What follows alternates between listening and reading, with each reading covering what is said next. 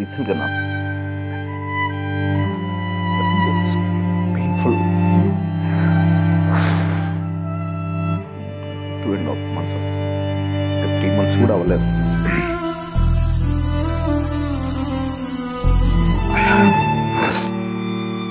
అంటే నేను నన్ను సక్సెస్ఫుల్ పొజిషన్లో చూడాలని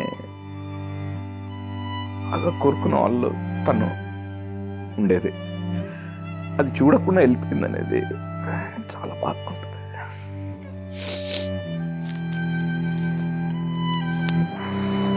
ఎలా న్యాచురల్ డెత్ అండి? ఎలా అంటే కోమాలోకి వెళ్ళిపోయారా? అంటే యాక్చువల్గా అది మా ఇంట్లో జరగలేదు, వాళ్ళ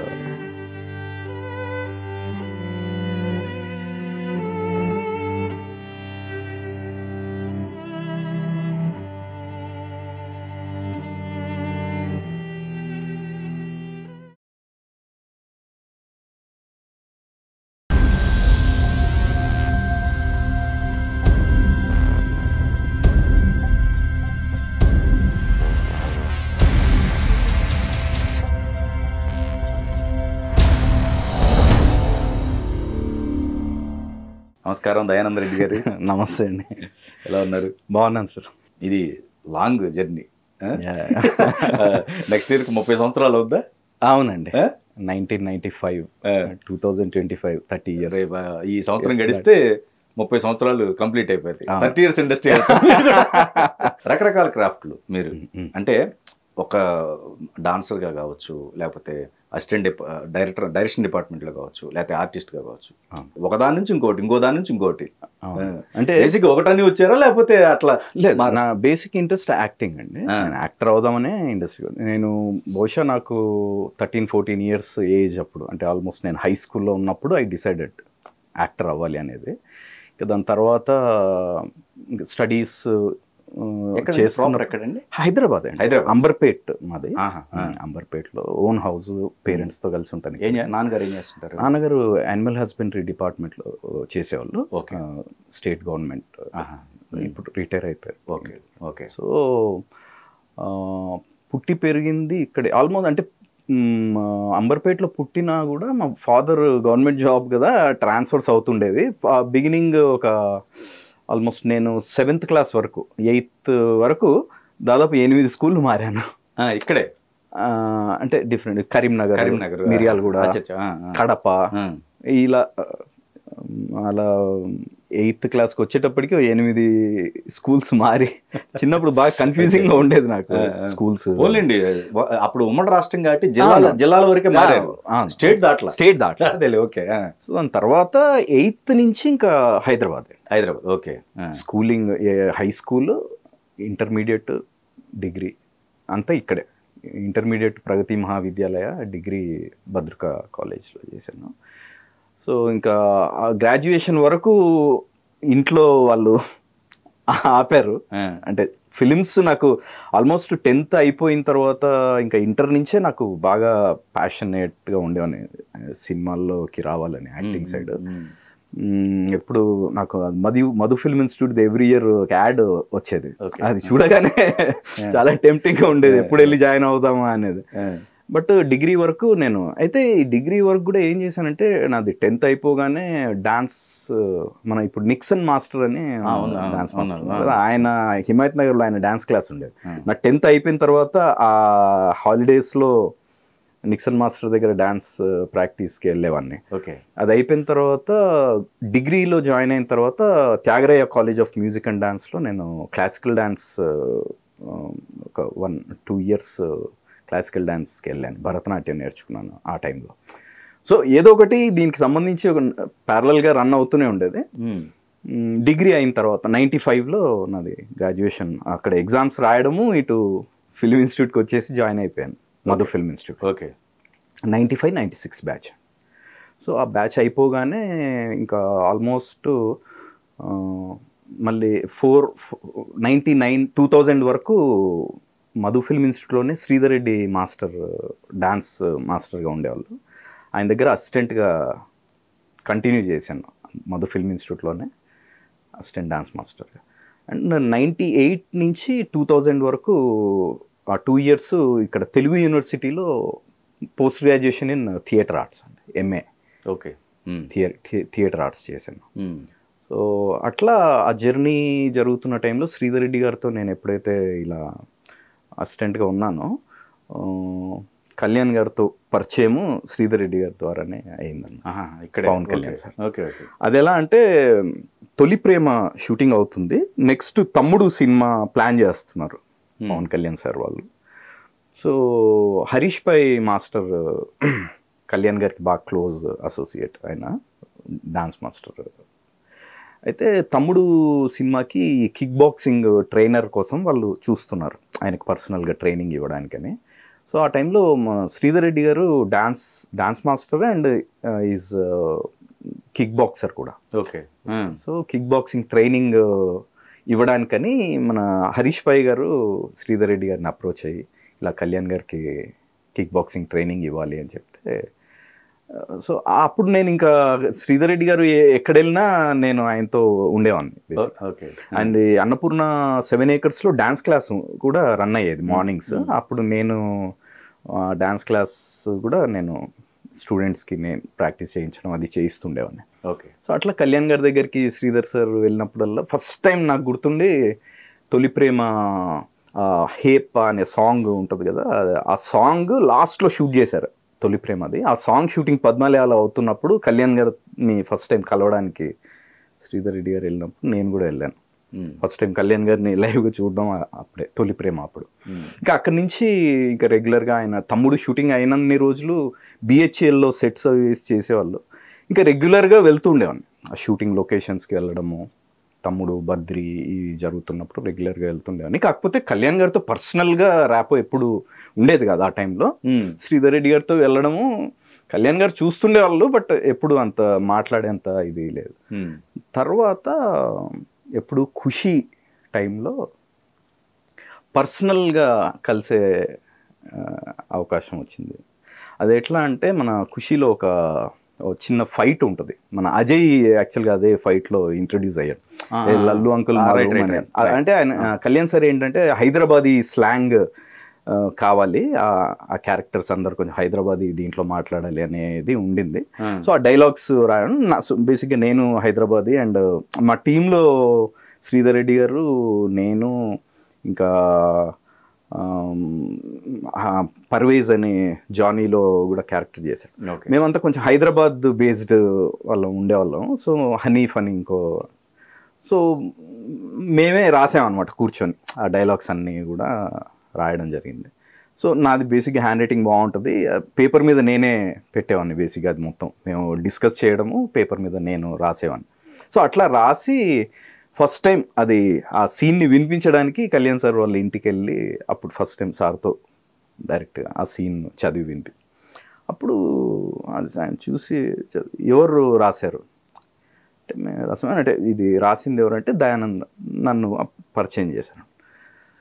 అంటే బేసిక్ ఏంటంటే మనం అనుకోవడం వేరు, అంటే జనరల్గా డిస్కస్ చేస్తూ ఉంటాం కదా, ఆ డిస్కస్ చేసిన దాన్ని ఆన్ పేపర్ పెట్టినప్పుడు మనం విజువలైజ్ చేసి రాయాలి. Okay okay.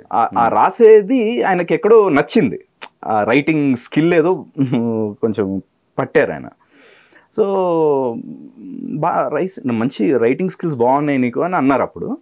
దాని తర్వాత ఖుషీలో ఆ కల్కట్టా ఎపిసోడ్, ఆ కల్కట్టా ఫైట్ కానీ అది మొత్తం ముందే ప్రీ విజువలైజ్ చేసి ఆన్ పేపర్ ఆయన చెప్పేవాళ్ళు, ఐడియాస్ మొత్తం చెప్తూ ఉంటే నేను పేపర్ మీద రాసేవాడిని. ఆ సాంగ్ కల్కట్టాలో ఉండే సాంగ్, ఆ సాంగ్లో నేను డాన్సర్గా కూడా ఉంటాను, అందులో చేశాను. అండ్ ఆ ఫైట్ అదంతా కూడా విజయ్ మాస్టర్ గారు కొరియోగ్రాఫ్ చేసేవాళ్ళు ఆన్ లొకేషన్, బట్ ఆ డిజైనింగ్ అంతా కళ్యాణ్ సార్ అనమాట. ఓకే. ఆ సాంగ్ బృందా మేడం చేశారు, బట్ ఐడియా అంతా కూడా ముందే ఆన్ పేపర్ ఉండేది లొకేషన్కి వెళ్ళడానికి ముందే. సో ఆ సాంగ్ ఫైట్, మళ్ళీ ఇక్కడికి వచ్చాక మళ్ళీ ఇంకొక ఫైట్, ఒక చైనీస్ ఫైట్ ఉంటుంది ఇక్కడ అన్నపూర్ణలో చేశారు. ఇవన్నీ సరే డిజైన్ చేశారు కళ్యాణ్ గారు. సో ఆయనతో పాటు ఉండి మొత్తం పేపర్ మీద పెట్టడం ఇదంతా నేనే చేసేవాడిని. అట్లా కళ్యాణ్ గారితో పరిచయము అలా మొదలైంది. దాని తర్వాత ఆయన నెక్స్ట్ మూవీ డైరెక్షన్ చేయాలి అని డిసైడ్ అయ్యి, ఇంకా అప్పుడు దానికి ఆ స్క్రిప్ట్ వర్క్లో మొత్తం ఇంకా ఆల్మోస్ట్ జానీ సినిమాకి దాదాపు 2 years 2000 సంవత్సరం నుంచి 2022 వరకు స్క్రిప్ట్కి సంబంధించిన వర్క్, అది షూటింగ్.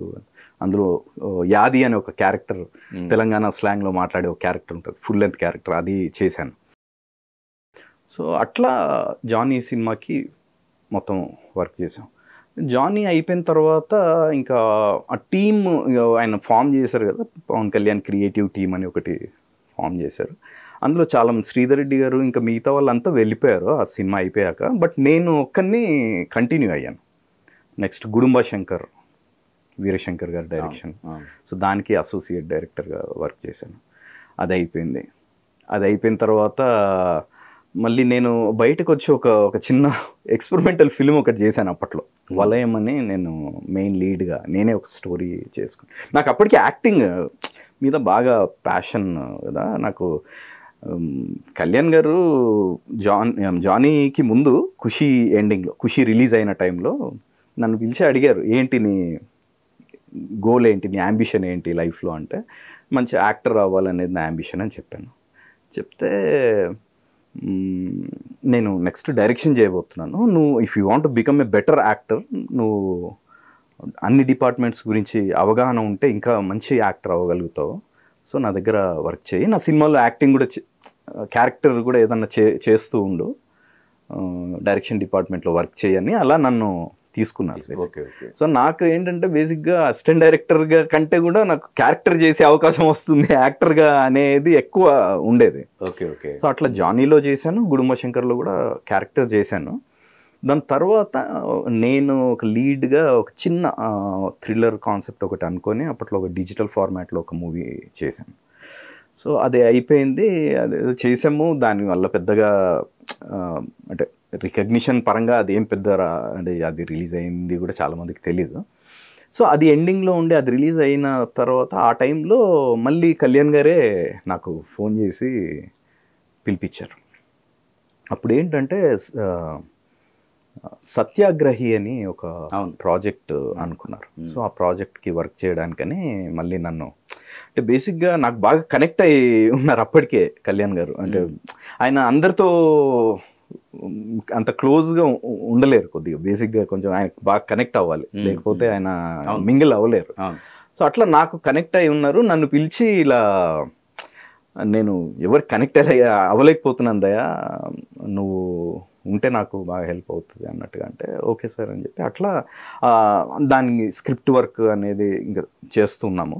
అది నడుస్తూ ఉంది. అలా నడుస్తున్న టైంలోనే అన్నవరం ప్రాజెక్టు,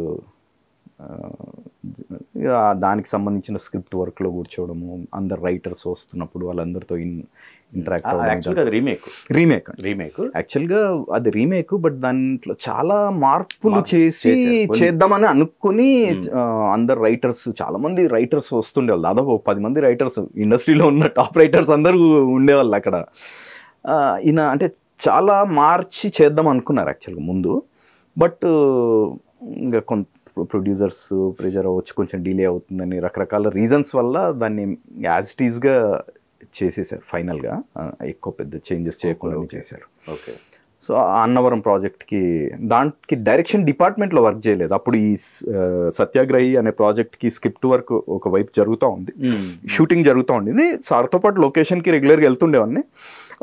అందులో యాక్చువల్గా ఒక టీవీ రిపోర్టర్ క్యారెక్టర్ ఉంటుంది, టపాస్ బాలు అని ఆశీష్ విద్యార్థి గారి ఇంట్రడక్షన్ సీన్లో ఈ టపాసులు కట్టే ఒక సీన్ ఉంటుంది. సో ఆ క్యారెక్టర్ నేను చేశాను అందులో. అందులో ఒక 3-4 సీన్స్ ఉంటాయి. సో ఆ క్యారెక్టర్ చేశాను. డైరెక్షన్ డిపార్ట్మెంట్లో చేయలేదు, బట్ ఆర్టిస్ట్గా చేశాను ఆ సినిమాలో. ఇక అది ఆల్మోస్ట్ ఎండింగ్కి వచ్చేటప్పటికి జల్సా ఓకే అయింది. సో జల్సా సినిమాకి కంటిన్యూ అయిపోయాను. అట్లా జల్సా కూడా దాదాపు 1.5-2 years అది దానికి డైరెక్షన్ డిపార్ట్మెంట్ అసోసియేట్ డైరెక్టర్ దానికి వర్క్ చేశాను. జల్సా అవగానే కొమరంపులి అట్లా 2010 వరకు అండి. 2000 నుంచి 2010 వరకు కంటిన్యూస్గా ఆయనతోనే ఉన్నాను. 2010లో ఇంకా ఆల్మోస్ట్ కొమరంపులి ఫినిష్ అయిపోయి క్లైమాక్స్ షూట్ ఏదో జరుగుతుంది, ప్యాచ్ వర్క్ అలా ఏదో జరుగుతూ ఉంది. ఆ టైంలో నా ఫ్రెండ్ ప్రవీణ్ శ్రీ అని ఇప్పుడు గాయం 2 అనే ఒక సినిమా డైరెక్ట్ చేశారు జగపతి బాబు గారు. సో ఆ గాయం టు డైరెక్టర్ నాకు బాగా క్లోజ్ ఫ్రెండ్. తను అప్పుడు ఆ సినిమా స్టార్ట్ అవుతుంది, నువ్వు కో డైరెక్టర్గా ఉంటే నాకు హెల్ప్ అవుతుంది అన్నట్టుగా తను కాల్ చేశాడు. అప్పుడు నేను ఈ కొమరంపులి షూటింగ్కి దుబాయ్ వెళ్ళాము. అప్పుడు దుబాయ్లో ఉన్నప్పుడు కాల్ చేశాడు. ఇంకా కళ్యాణ్ సార్కి చెప్పి ఇలా నా ఫ్రెండ్ అని మూవీ స్టార్ట్ అవుతుంది అని అంటే ఓకే అన్నారు. అట్లా ఇది కొమరంపులి ఆల్మోస్ట్ ఎండింగ్లో ఉండగా గాయం 2 ప్రాజెక్ట్కి కో డైరెక్టర్గా వెళ్ళాను. అది 2009 ఎండింగ్లో వెళ్ళాను. 2010 సెప్టెంబర్ వరకు అది కూడా ఫినిష్ అయిపోయి ఆల్మోస్ట్ చాలా తక్కువ గ్యాప్లో రిలీజ్ అయ్యాయి కొమరంపులి అండ్ గాయం 2 రెండు 2010. ఇంకా దాని తర్వాత ఇంకా అప్పటికి బాగా ఎగ్జాస్ట్ అయిపోయాను నేను. డైరెక్షన్ చాలా కథలు రాసుకొని హీరోలని ప్రొడ్యూసర్స్ని కూడా కలవడం జరిగింది ఆ మధ్యలో డైరెక్షన్ దీంట్లో. బట్ వర్కౌట్ అవ్వలేదు ఏది.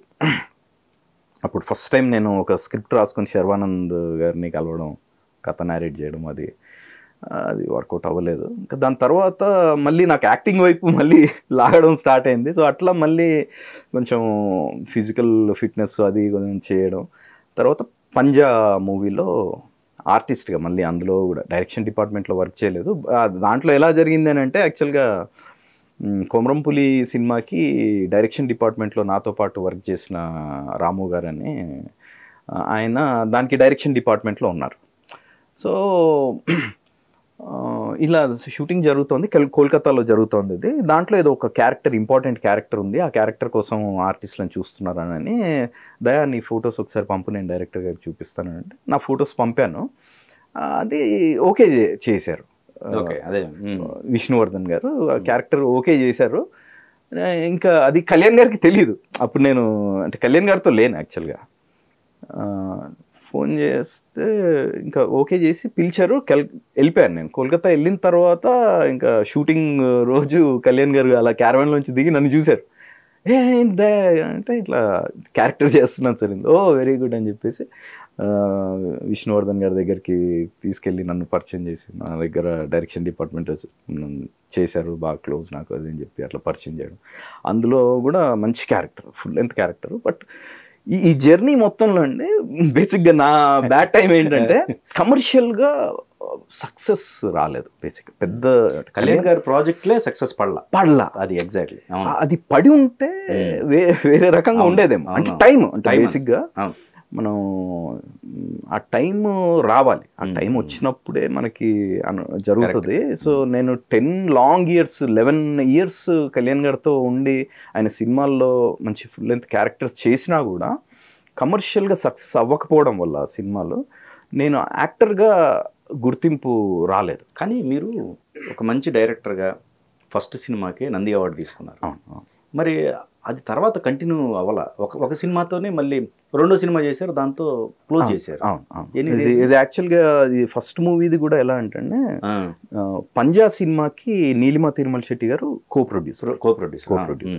సో అక్కడ నేను కోల్కతాలో ఈ పంజా సినిమాకి వెళ్ళినప్పుడు నన్ను ఫస్ట్ టైం కళ్యాణ్ గారితో క్యారవాన్లోకి వెళ్ళి మాట్లాడడము, మళ్ళీ బయటికి అది చూశారు. ఆవిడ చూసి ఏంటి అసలు కళ్యాణ్ గారితో ఈయన అంత క్లోజ్గా, అంటే క్యారవాన్లోకి వెళ్ళడం అంత అందరిని అలౌ చేయరు కదా. అప్పుడు నా గురించి తెలుసుకున్నారు. నేను ఆల్రెడీ కళ్యాణ్ సార్ దగ్గర ఇట్లా డైరెక్షన్ డిపార్ట్మెంట్లో చాలా కాలం వర్క్ చేశాను అది అనేది నా గురించి అప్పుడు తెలిసింది. దాని తర్వాత కళ్యాణ్ గారు నీలిమ గారికి చిన్న సినిమాలు ప్రొడ్యూస్ చేయమని ఒక ఐడియా ఏదో ఇవ్వడము.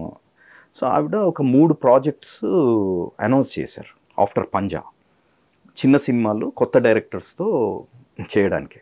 సో ఇంకొక ఈ గాయం 2కి నేను కో డైరెక్టర్గా చేశాను కదా, ఆ ప్రొడ్యూసర్ కర్తా గారని, ఆ ప్రొడ్యూసరు నీలిమ గారు కలిసి ఒక ప్రొడక్షన్ హౌస్ స్టార్ట్ చేసి ఈ 3 సినిమాలని అనౌన్స్ చేశారు. అందులో alias Janaki was the first film. Right. Alias Janaki ఇంకొక 2 ప్రాజెక్ట్స్ అనౌన్స్ చేశారు. సో ఆ 3 ప్రాజెక్ట్స్ని చూసుకోవడానికి ఒక డైరెక్షన్ డిపార్ట్మెంట్ చీఫ్గా నన్ను అపాయింట్ చేశారు. బేసిక్గా నన్ను పిలిచి ఇలా మానిటరింగ్. ఓకే. సో 3 ప్రాజెక్ట్స్ని చూసుకోవాలి, మానిటర్ చేయాలి అనే దీంతో పిలిచి నన్ను, ఎందుకంటే నాకు కర్త గారితో పరిచయం ఉంది, నీలిమ గారితో పరిచయం ఉంది. సో వాళ్ళు ఇద్దరు కలిసి ఇలా 3 ప్రాజెక్ట్స్కి 3 డైరెక్టర్లు ఉంటారు. సో మొత్తం సూపర్విజన్ లాగా నన్ను చూడమని లైన్ ప్రొడ్యూసర్ కూడా అనుకోవచ్చు, జస్ట్ లైక్ దానికి అది ఏం పేరు అనేది. అయితే వెళ్ళాను.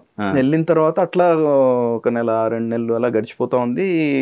Alias Janaki project script work ఏదో చేస్తున్నారు. ఫస్ట్ 10th క్లాస్ చందు గారు డైరెక్టర్, ఆయన్ని ఫస్ట్ అనుకున్నారు. అది ఎందుకు వర్కౌట్ అవ్వలేదు. దాని తర్వాత మన సుజిత్ సాహో సుజిత్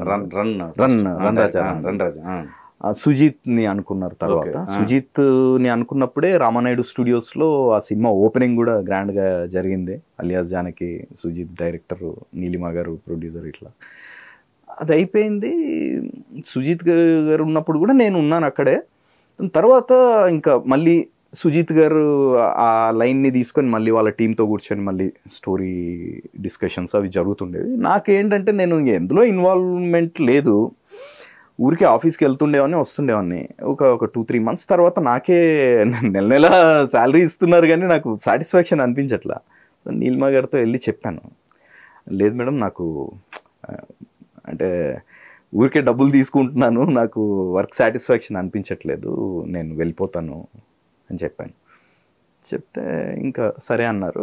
సో నేను ఇంకా అక్కడి నుంచి బయటికి వచ్చేసిన తర్వాత మన భరత్ కమ్మ ఉన్నారు కదా, డియర్ కామ్రేడ్ అనే సినిమా డైరెక్ట్ చేశారు. సో భరత్ ఫస్ట్ మరో ప్రపంచం అనే ఒక షార్ట్ ఫిల్మ్ చేశారు. ఆ షార్ట్ ఫిలింలో లీడ్ క్యారెక్టర్గా నేను చేశాను. సో ఇక్కడి నుంచి వెళ్ళిపోయాక ఆ గ్యాప్లో నాకు బేసిక్గా యాక్టింగ్ ఇదే కాబట్టి ఇంకా నన్ను లీడ్ క్యారెక్టర్గా అనుకున్నారు. రాజన్నలో చైల్డ్ ఆర్టిస్ట్గా చేసిన పాప యానీ, ఆ పాప, నేను మెయిన్ లీడ్ క్యారెక్టర్స్. అండ్ ఇప్పుడు విలన్గా బాగా బిజీగా ఉన్నారు శత్రు, టెంపర్ వంశీ, వీళ్ళిద్దరు కూడా అందులో నాతో పాటు యాక్ట్ చేశారు. ఓకే. సో ఆ ప్రాజెక్ట్ చేశాం 2012లో ఇది. సో ఆ ప్రాజెక్ట్ బాగా సక్సెస్ అయింది. అంటే అది నాకు యాక్టర్గా ఫస్ట్ టైం నాకు యాక్టర్గా ఒక గుర్తింపు వచ్చింది. ఎందుకంటే షార్ట్ ఫిల్మ్స్ అప్పటి వరకు ఏవో షార్ట్ ఫిల్మ్స్ అంటే పెద్దగా ఉండేది. టెక్నికల్గా అంటే షార్ట్ ఫిల్మ్స్ని కూడా ఇలా సినిమా స్థాయిలో చేయొచ్చా అన్న ఇది క్రియేట్ అయింది అప్పుడు. షార్ట్ ఫిల్మ్స్లో ఇప్పటికీ one of the best short films కేటగిరీలో ఉంటుంది మరో ప్రపంచం. సో ఆ షార్ట్ ఫిల్మ్ చేసాము. అప్పుడు కొంచెం మంచి వైడ్ రికగ్నిషన్ వచ్చింది. ఆ షార్ట్ ఫిల్మ్ స్క్రీనింగ్ చేసినప్పుడు నేను నీలిమ గారిని ఇన్వైట్ చేశాను చూడ్డానికని. వచ్చారు. వచ్చిన తర్వాత చూసి వెళ్ళిపోయారు. అప్పుడు ఆ నెక్స్ట్ డేనో ఒక 2 days గ్యాప్లో నాకు కాల్ చేశారు. కాల్ చేసి ఆఫీస్కి రమ్మంటే వెళ్ళాను. అక్కడ విషయం ఏంటంటే మన సుజిత్ గారితో అనుకున్నారు కదా, అది ఇంకా వర్కౌట్ అవ్వాలా. ఏదో జరిగిందంటే వాళ్ళు ఏదో స్క్రిప్ట్ వర్క్ ఫైనల్గా అంటే సాటిస్ఫాక్టరీగా రాకపోవడం ఏదో జరిగింది. నన్ను డైరెక్ట్ చేయమని అడిగారు. అదే ప్రాజెక్ట్ అది ఇంకా స్టార్ట్ అవ్వాలా.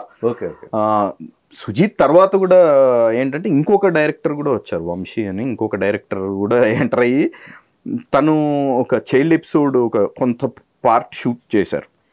నాగబాబు గారి కాంబినేషన్, చైల్డ్ ఆర్టిస్ట్ని పెట్టేదో ఒక చిన్న కాంబినేషన్లో ఒక ఎపిసోడ్ ఏదో షూట్ చేశారు అంతే. అప్పుడు అది దాని తర్వాత ఆగిపోయింది.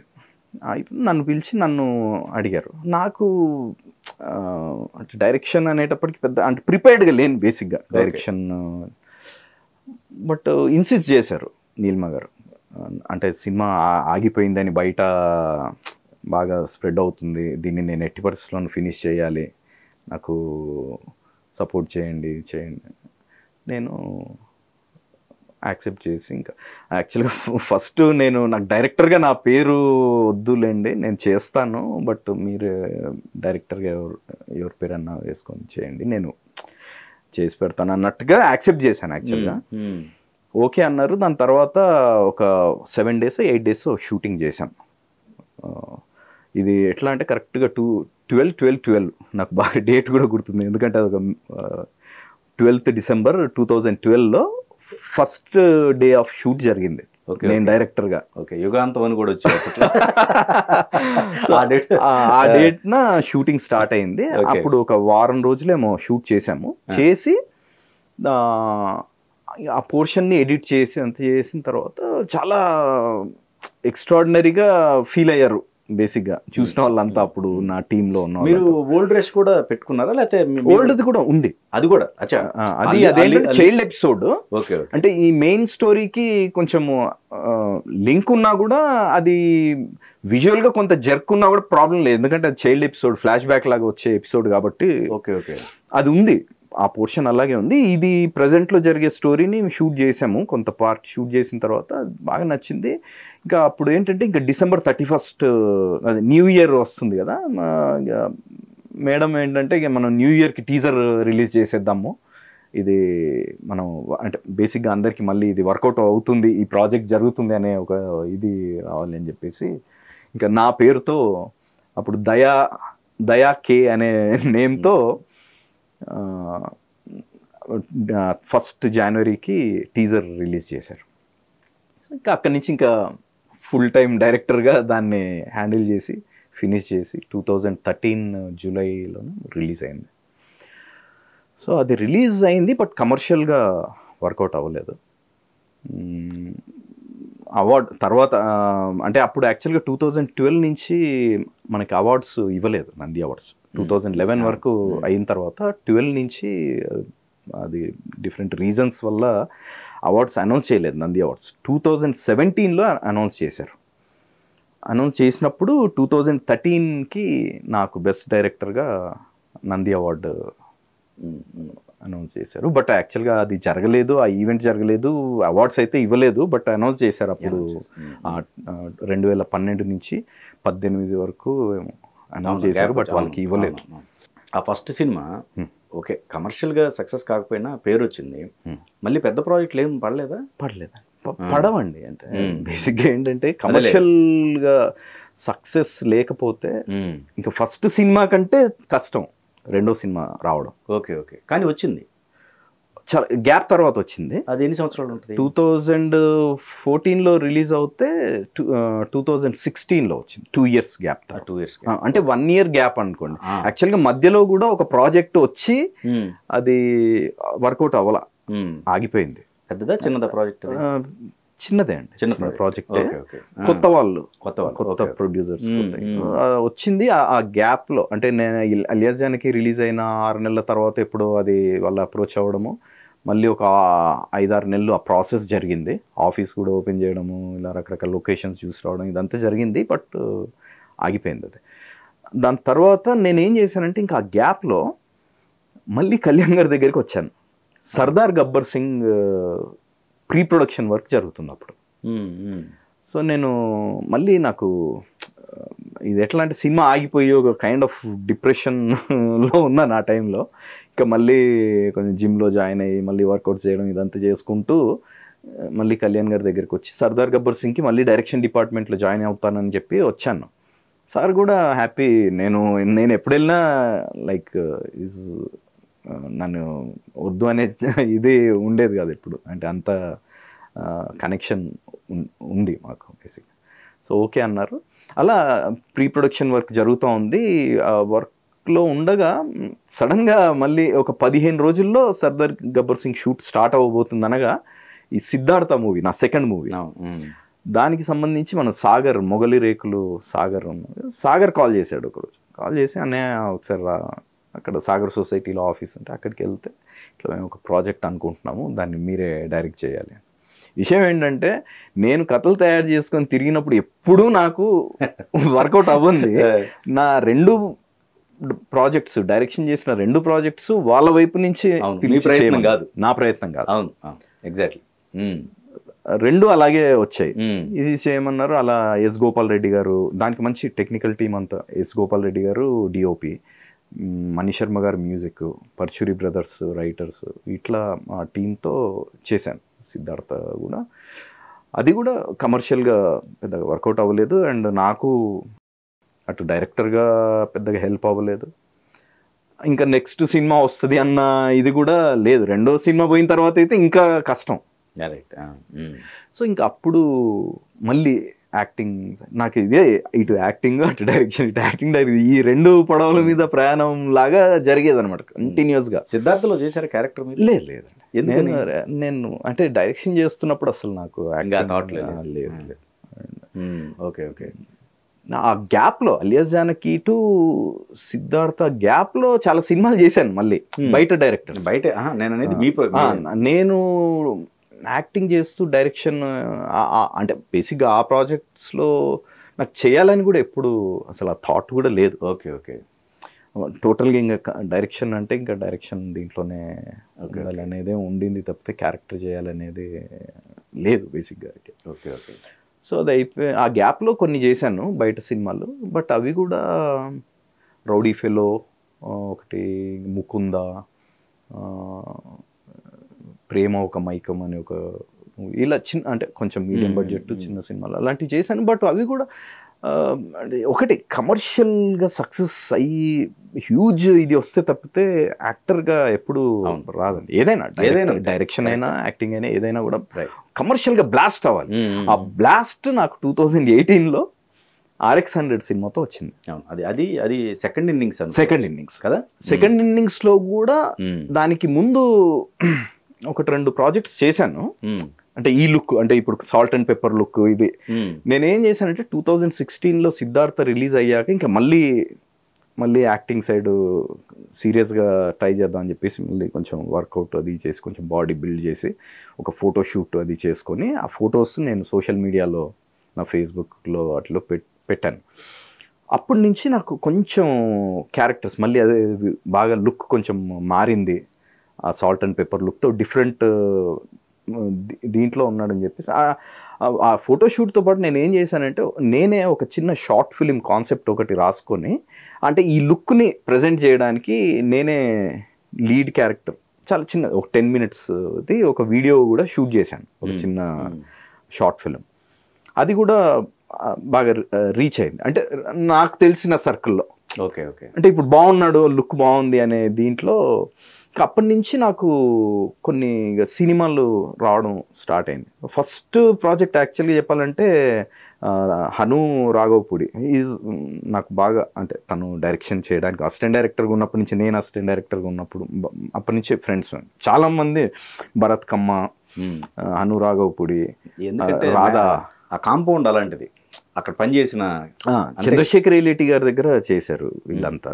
భరత్ కమ్మ, మన రాధాకృష్ణ ఉన్నాడు, రాధేశ్యామ్ డైరెక్టర్, వీళ్ళంతా కూడా నాకు బాగా క్లోజ్. నాకు చాలా మంది ఉన్నారు అంటే లైక్ ఒక 30-40 మంది డైరెక్టర్లు నాకు క్లోజెస్ట్ ఫ్రెండ్స్ ఉన్నారు ఇప్పుడు ఇండస్ట్రీలో.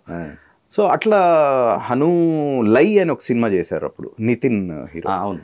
అందులో ఒక చిన్న సినిమా బిగినింగ్లో ఒక చిన్న ఎపిసోడ్లో ఒక క్యారెక్టర్ ఉంటుంది, ఒక పోలీస్ ఆఫీసర్ క్యారెక్టర్, అంటే under cover police officer kind of చిన్న సీన్ ఉంటుంది. అది చేశాను ఈ లుక్తో, ఫస్ట్ చేసింది అది. బట్ అది అన్నోటీస్డ్గా వెళ్ళిపోయింది. దాని తర్వాత షార్ట్ ఫిలిమ్స్ చేశాను. తులా అని ఒక షార్ట్ ఫిల్మ్ చేశాను.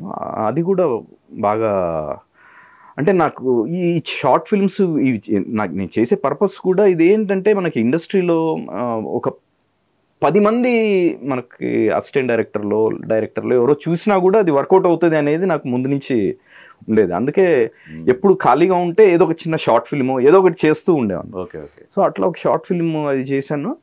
సో ఈ లుక్ కొంచెం నాకు వర్కౌట్ అయింది. అప్పుడు ఈ భైరవ గీత అని రామ్ గోపాల్ వర్మ గారి ప్రొడక్షన్లో అందులో ఒక మంచి క్యారెక్టర్ చేశాను. అదే టైంలో RX-100 మన అజయ్ భూపతి గారు పిలిచి ఇట్లా ఒక పోలీస్ ఆఫీసర్ క్యారెక్టర్ ఉంది, చిన్న క్యారెక్టరే బట్ బాగా రిజిస్టర్ అవుతుంది మూవీలో. ఇక నాకు అప్పుడు పెద్దగా సెలెక్ట్ చేసుకొని చేసేంత కూడా ఏం లేదు, చేస్తానన్నాను. అట్లా జస్ట్ 4 సీన్లు ఉంటాయి అందులో నాది, ఒక 3 రోజుల వర్క్. నేను కళ్యాణ్ గారి దగ్గర 11 సంవత్సరాల్లో నేను చేసిన క్యారెక్టర్స్ కానీ, నేను డైరెక్టర్గా 2 సినిమాలు చేసిన దీంతో కానీ ఒక ఐడెంటిటీ నేను 4 రోజులు షూటింగ్ చేసిన RX-100తో వచ్చింది. అంటే నేను బయటికి వెళ్తే మీరు RX-100లో చేశారు కదా అని చెప్పి నన్ను గుర్తుపట్టి వచ్చి సెల్ఫీలు దిగడం, అది నాకు ఫస్ట్ టైం RX-100తో 2018లో, అంటే నేను ఇండస్ట్రీకి వచ్చిన తర్వాత దాదాపు 25 సంవత్సరాలకు ఎప్పుడో అది చూశాను ఫస్ట్ టైం. అంటే ఒక సక్సెస్ని టేస్ట్ చేయడం అంటారు కదా, అది RX-100తో. ఇంకా అక్కడి నుంచి 6 years అవుతుంది ఇప్పుడు. ఈ 6 yearsలో దాదాపు 70 ప్రాజెక్టులు చేశాను. మంచి క్యారెక్టర్లు పడ్డాయి. 70లో నేను ఒకటి ఏంటంటే, నేనేం బిలీవ్ చేసానంటే, నాకు ఎప్పుడు నేను వెళ్ళి ఎవరిని అడగలేదు ఇప్పటివరకు. నాకు వేషం ఇవ్వండి అని ఇప్పటి వరకు నేను అడిగింది లేదు. ఒక ప్రాజెక్ట్ చేస్తే ఆ ప్రాజెక్ట్కి వర్క్ చేసిన డైరెక్టరు, అసిస్టెంట్ డైరెక్టర్సో, మేనేజర్సో ఇంకొక సినిమా చేస్తున్నప్పుడు వాళ్ళు రెఫర్ చేయడము, వాళ్ళు మళ్ళీ ఇంకొకరికి రెఫర్ చేయడం అలా. ఎందుకంటే నాతో వర్క్ చేసిన వాళ్ళు అందరూ నాతో చాలా కంఫర్ట్ ఫీల్ అవుతారు బేసిక్గా. ఇప్పుడు సెలెక్టివ్గా వెళ్తున్నారా? ఇప్పుడు ఫిల్టర్ చేయడం జస్ట్ అంటే ఫ్యూ మంత్స్ నుంచి ఫిల్టర్ చేయడం స్టార్ట్ చేశాను. ఈ లాస్ట్ పెద్ద సినిమాలు పడిన తర్వాత లాస్ట్ 6 పెద్ద సినిమాలు. నేను పుష్ప చేసిన తర్వాత కూడా షార్ట్ ఫిల్మ్స్ చేశానండి. అయ్యోదల్లా అయితే అంటే నేను నాకు బేసిక్గా నా పిచ్ ఏంటంటే, కొత్త డైరెక్టర్స్ నన్ను ఒక డిఫరెంట్ వేలో చూస్తున్నారు. ఇప్పుడు గామి చేశాను. గామి చేస్తున్నప్పుడు అసలు ఆ ప్రాజెక్ట్, ఆ డైరెక్టర్ ఎవరో తెలియదు. విశ్వక్సేన్ చేశాడు, బట్ విశ్వక్సేన్ అప్పటికి ఎవరో కూడా తెలియదు అది కమిట్ అయినప్పుడు. సో 2019లోనో 2020లోనో షూటింగ్ చేసాం. అది కూడా ఇలాగే నన్ను అప్రోచ్ అయ్యారు, ఇట్లా ఒక డిఫరెంట్ కాన్సెప్ట్ ఏదో చేస్తున్నాము, అదేందో తెలీదు. ఇలా నేను కొత్త డైరెక్టర్స్, క్యారెక్టర్ బాగుంది, అరే ఇదేదో ఇంట్రెస్టింగ్గా ఉంది, నాకు పర్ఫామ్ చేయడానికి మంచి స్కోప్ ఉంది అనే దీంతో వెళ్ళి చేయడమే తప్పితే రెమ్యూనరేషన్ కూడా యాక్చువల్గా నేను అప్పుడు తీసుకుంటున్న రెమ్యూనరేషన్లో సగం తీసుకొని చేశాను. అట్లా చాలా ప్రాజెక్ట్స్ నేను వెళ్ళి అడగను ఎవరిని, ఎవరైనా నన్ను అడిగితే వద్దనను, నేను చేయను అని చెప్పను. అట్లా చిన్న సినిమాలు, చాలా వరకు చిన్న సినిమాలు, కొత్త డైరెక్టర్స్. అంటే నేను చేసిన ఈ 70-80 ప్రాజెక్టులో 80 to 90% కొత్త డైరెక్టర్సే. కొత్త డైరెక్టర్స్, అందులో కొత్త ప్రొడ్యూసర్స్ ఉంటారు. చాలా తక్కువ పెద్ద సినిమాలు ఉన్నాయి. అందులో పుష్ప ఒకటి మెయిన్ పెద్ద సినిమా, అంటే పుష్ప. అది కూడా నాకు చిన్న సినిమాల వల్లే వచ్చింది. ఎందుకంటే సుకుమార్ సార్ నన్ను ఏదో వేరే చిన్న సినిమాలో చూసి పర్ఫార్మెన్స్ బాగుంది అని చెప్పి నన్ను పిలిపించి, నేను చేసిన వర్క్స్ ఏమేమి ఉన్నాయి అడిగి అవన్నీ చూసి మళ్ళీ నన్ను ఆడిషన్ చేసి అట్లా సెలెక్ట్ చేశారు. సో అది కూడా నాకు నేనుగా వెళ్ళి అడగలేదు. నన్ను వేరే సినిమాలో ఎక్కడో చూసి పిలిపించి ఆడిషన్ చేస్తే వచ్చింది అది కూడా. సో నేను చిన్న సినిమాల్ని బిలీవ్ చేస్తాను. పెద్ద సినిమాల్లో క్యారెక్టర్స్ ఎప్పుడు పడతాయి అని అంటే, ఇప్పుడు నేను స్ట్రాంగ్గా, ఎందుకంటే నేను ఇండస్ట్రీలో నేను డైరెక్షన్ చేశాను, ఎట్లా వర్కౌట్ అవుతాయి థింగ్స్ అనేది నాకు ఒక ఐడియా ఉంది. ఎందుకంటే ఇప్పుడు నేను ఒక పెద్ద డైరెక్టర్ దగ్గర, త్రివిక్రమ్ గారి దగ్గర నేను డైరెక్షన్ డిపార్ట్మెంట్లో వర్క్ చేశాను. బట్ ఇక్కడ ఎట్లా వర్కౌట్ అవుతాయి అంటే, చిన్న సినిమాల్లో ఒక పెద్ద క్యారెక్టర్ చేసి అది వర్కౌట్ అవుతే పెద్ద సినిమాల వాళ్ళు పిలుస్తారు. అది జస్ట్ లైక్ RX-100 అనుకోవచ్చు. అదే ఆ సినిమా సక్సెస్ అయింది. బట్ ఒక విధంగా చెప్పాలనంటే, ఆ సక్సెస్ అంత పెద్ద బ్లాక్ బస్టర్ హిట్ సినిమాలో క్యారెక్టర్ చేసిన తర్వాత పెద్ద సినిమాలు పడలేదు నాకు మళ్ళీ. అంటే ఇది పుష్ప కూడా అసలు ఆ క్యారెక్టర్కి అసలు సంబంధం లేని క్యారెక్టర్ ఇది. అదేమో బాగా టఫ్గా ఒక అరగెంట్గా ఉండే ఒక పోలీస్ ఆఫీసర్ క్యారెక్టర్, ఇదేమో చాలా ఒక కష్టాల్లో ఉన్న తండ్రి క్యారెక్టర్. అసలు రెండు కంప్లీట్ డిఫరెంట్ క్యారెక్టర్స్. సో అది ఒక రకంగా వచ్చింది, ఇది ఒక రకంగా వచ్చింది. బట్ రెండు నా కెరీర్లో ఇప్పటివరకు, అంటే ఈ గ్యాప్లో నేను చేసిన వాటిల్లో బిగ్గెస్ట్ నా కెరీర్కి హెల్ప్ అయిన సినిమాలు ఈ రెండు. మధ్యలో చాలా చేశాను. జెర్సీ ఒకటి చేశాను, డియర్ కామ్రేడ్లో చేశాను, చిన్న చిన్న క్యారెక్టర్స్ చాలా సినిమాల్లో చేశాను. అయితే ఇప్పుడు కొంచెం క్యారెక్టర్స్, కొంచెం ప్రైమరీ క్యారెక్టర్స్ వస్తున్నాయి. మీకు ఫస్ట్ థింగ్ మెగా కాంపౌండ్ ఏదైతే ఉందో అక్కడ అన్ని పరిచయాలు ఉన్నాయి మీకు. ఉన్నాయి, అవును. ఎందుకంటే ఒక 10 years అబోవ్ జర్నీ అంటే చాలా ఉన్నాయి. మీరు రామ్ చరణ్ గారు సినిమాల్లోకి రాకముందు నుంచి పరిచయం. అయ్యో, రామ్ చరణ్ అప్పుడు జానీ జరుగుతున్నప్పుడు సమ్ 11th క్లాస్ 12th అంటారు కదా, ఇంటర్ ఆ ఏజ్ 16-17 ఇయర్స్ ఆ ఏజ్ గ్రూప్లో ఉన్నప్పుడు కళ్యాణ్ సార్ చెప్పేవాళ్ళు అనమాట, రామ్ చరణ్కి డ్యాన్స్ ప్రాక్టీస్ కొంచెం అది జాగింగ్ అది చేయించు. నేను రోజు వెళ్ళి ఇక్కడ అప్పుడు జూబ్లీస్ చెక్ పోస్ట్లో ఉండేది చిరంజీవి సార్ వాళ్ళ ఇల్లు. అప్పుడు నేను బైక్ మీద వెళ్ళి రామ్ చరణ్ని ఇంట్లో పికప్ చేసుకొని కేబీఆర్ పార్క్కి తీసుకొచ్చి జాగింగ్ చేసేవాడిని. Okay. And Johnny office road number 45లో ఇక్కడ ఉండేది. రామ్ చరణ్ అక్కడికి వచ్చేవాడు డ్యాన్స్ ప్రాక్టీస్కి. మేము డ్యాన్స్ ప్రాక్టీస్ చేస్తున్నప్పుడు మాతో పాటు ప్రాక్టీస్ చేసేవాడు. అది ఆల్మోస్ట్ అంటే తనకి 16-17 ఏళ్ళ వయస్సు అప్పుడు. అలాగే మన వైష్ణవ్ తేజ్ జానీలో చిన్నప్పటి కళ్యాణ్ గారి క్యారెక్టర్ చేశాడు. అప్పుడు తనకి ఆ డైలాగ్స్ ప్రాక్టీస్ చేయించడము బాగా బాగా క్లోజ్ అనమాట నాకు వైష్ణవ్ తేజ్, సాయిధరం తేజ్. అప్పుడు రెగ్యులర్గా ఇక కళ్యాణ్ సార్ వాళ్ళ ఇంట్లోనే ఉండేవాడిని నేను. ఇక మార్నింగ్ ఇంటి నుంచి వెళ్ళాను అంటే సార్ వాళ్ళ ఇంట్లోనే ఈవినింగ్ వరకు ఉండి మళ్ళీ.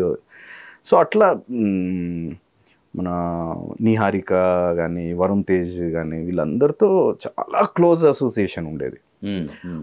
బట్ అంటే నాకు నేను మేబీ డైరెక్టర్గా సీరియస్గా ఉండి యాక్చువల్గా నాకు కళ్యాణ్ సార్ ఓపెన్గా ఒక ఎప్పుడు తీన్మార్ షూటింగ్ జరుగుతున్నప్పుడు ఓపెన్గా ఒక ఆఫర్ కూడా ఇచ్చారు, నువ్వు మంచి కథ తయారు చేసుకో, మన కాంపౌండ్లోనే చాలామంది అప్పటికి ఇంకా సాయిధరం తేజ్ వరుణ్ తేజ్ వీళ్ళు హీరోలుగా ఇంట్రడ్యూస్ అవ్వలేదు ఇంకా అప్పటికి. సో వాళ్ళకి నాతో కాకపోయినా వాళ్ళకైనా ఏదైనా కథ తయారు చేసుకో, మన పవన్ కళ్యాణ్ క్రియేటివ్ టీమ్ ఈ బ్యానర్లో చేస్తాను, నేను ప్రొడ్యూస్ చేస్తాను. బట్ నాకు అంటే నేను అదే డైరెక్షన్ చేయాలి, వాళ్ళ కోసం కథ తయారు చేసుకొని యాక్సెస్ ఉంది, యాక్చువల్గా ఉంది, యాక్సెస్ ఉన్నా కూడా నేను మేబీ నాకు ఆ ఇంట్రెస్ట్ డ్రైవ్ చేయలేదు ఎప్పుడు. నాకు యాక్టింగ్ వైపు ఉన్నంత ఆ డ్రైవ్ డైరెక్షన్ వైపు లేదు ఎప్పుడు. లేకపోతే అసలు నేను కళ్యాణ్ గారితోనే చేసేవాడిని. అంటే నాకు అంత క్లోజ్ అసోసియేషన్. ఇప్పుడు వాళ్ళందరూ హీరోలుగా మంచి ఎస్టాబ్లిష్ అయినప్పుడు ఆ క్లోజ్ రిలేషన్ ఉన్నప్పుడు మీరు అసలు మంచి క్యారెక్టర్లు ఆల్రెడీ మంచి మంచి క్యారెక్టర్లు చేస్తున్నారు, ఆ కాంపౌండ్స్లో పడితే ఇంకా వేరే రకంగా ఉంటుంది. అవును, డెఫినెట్గా వేరే.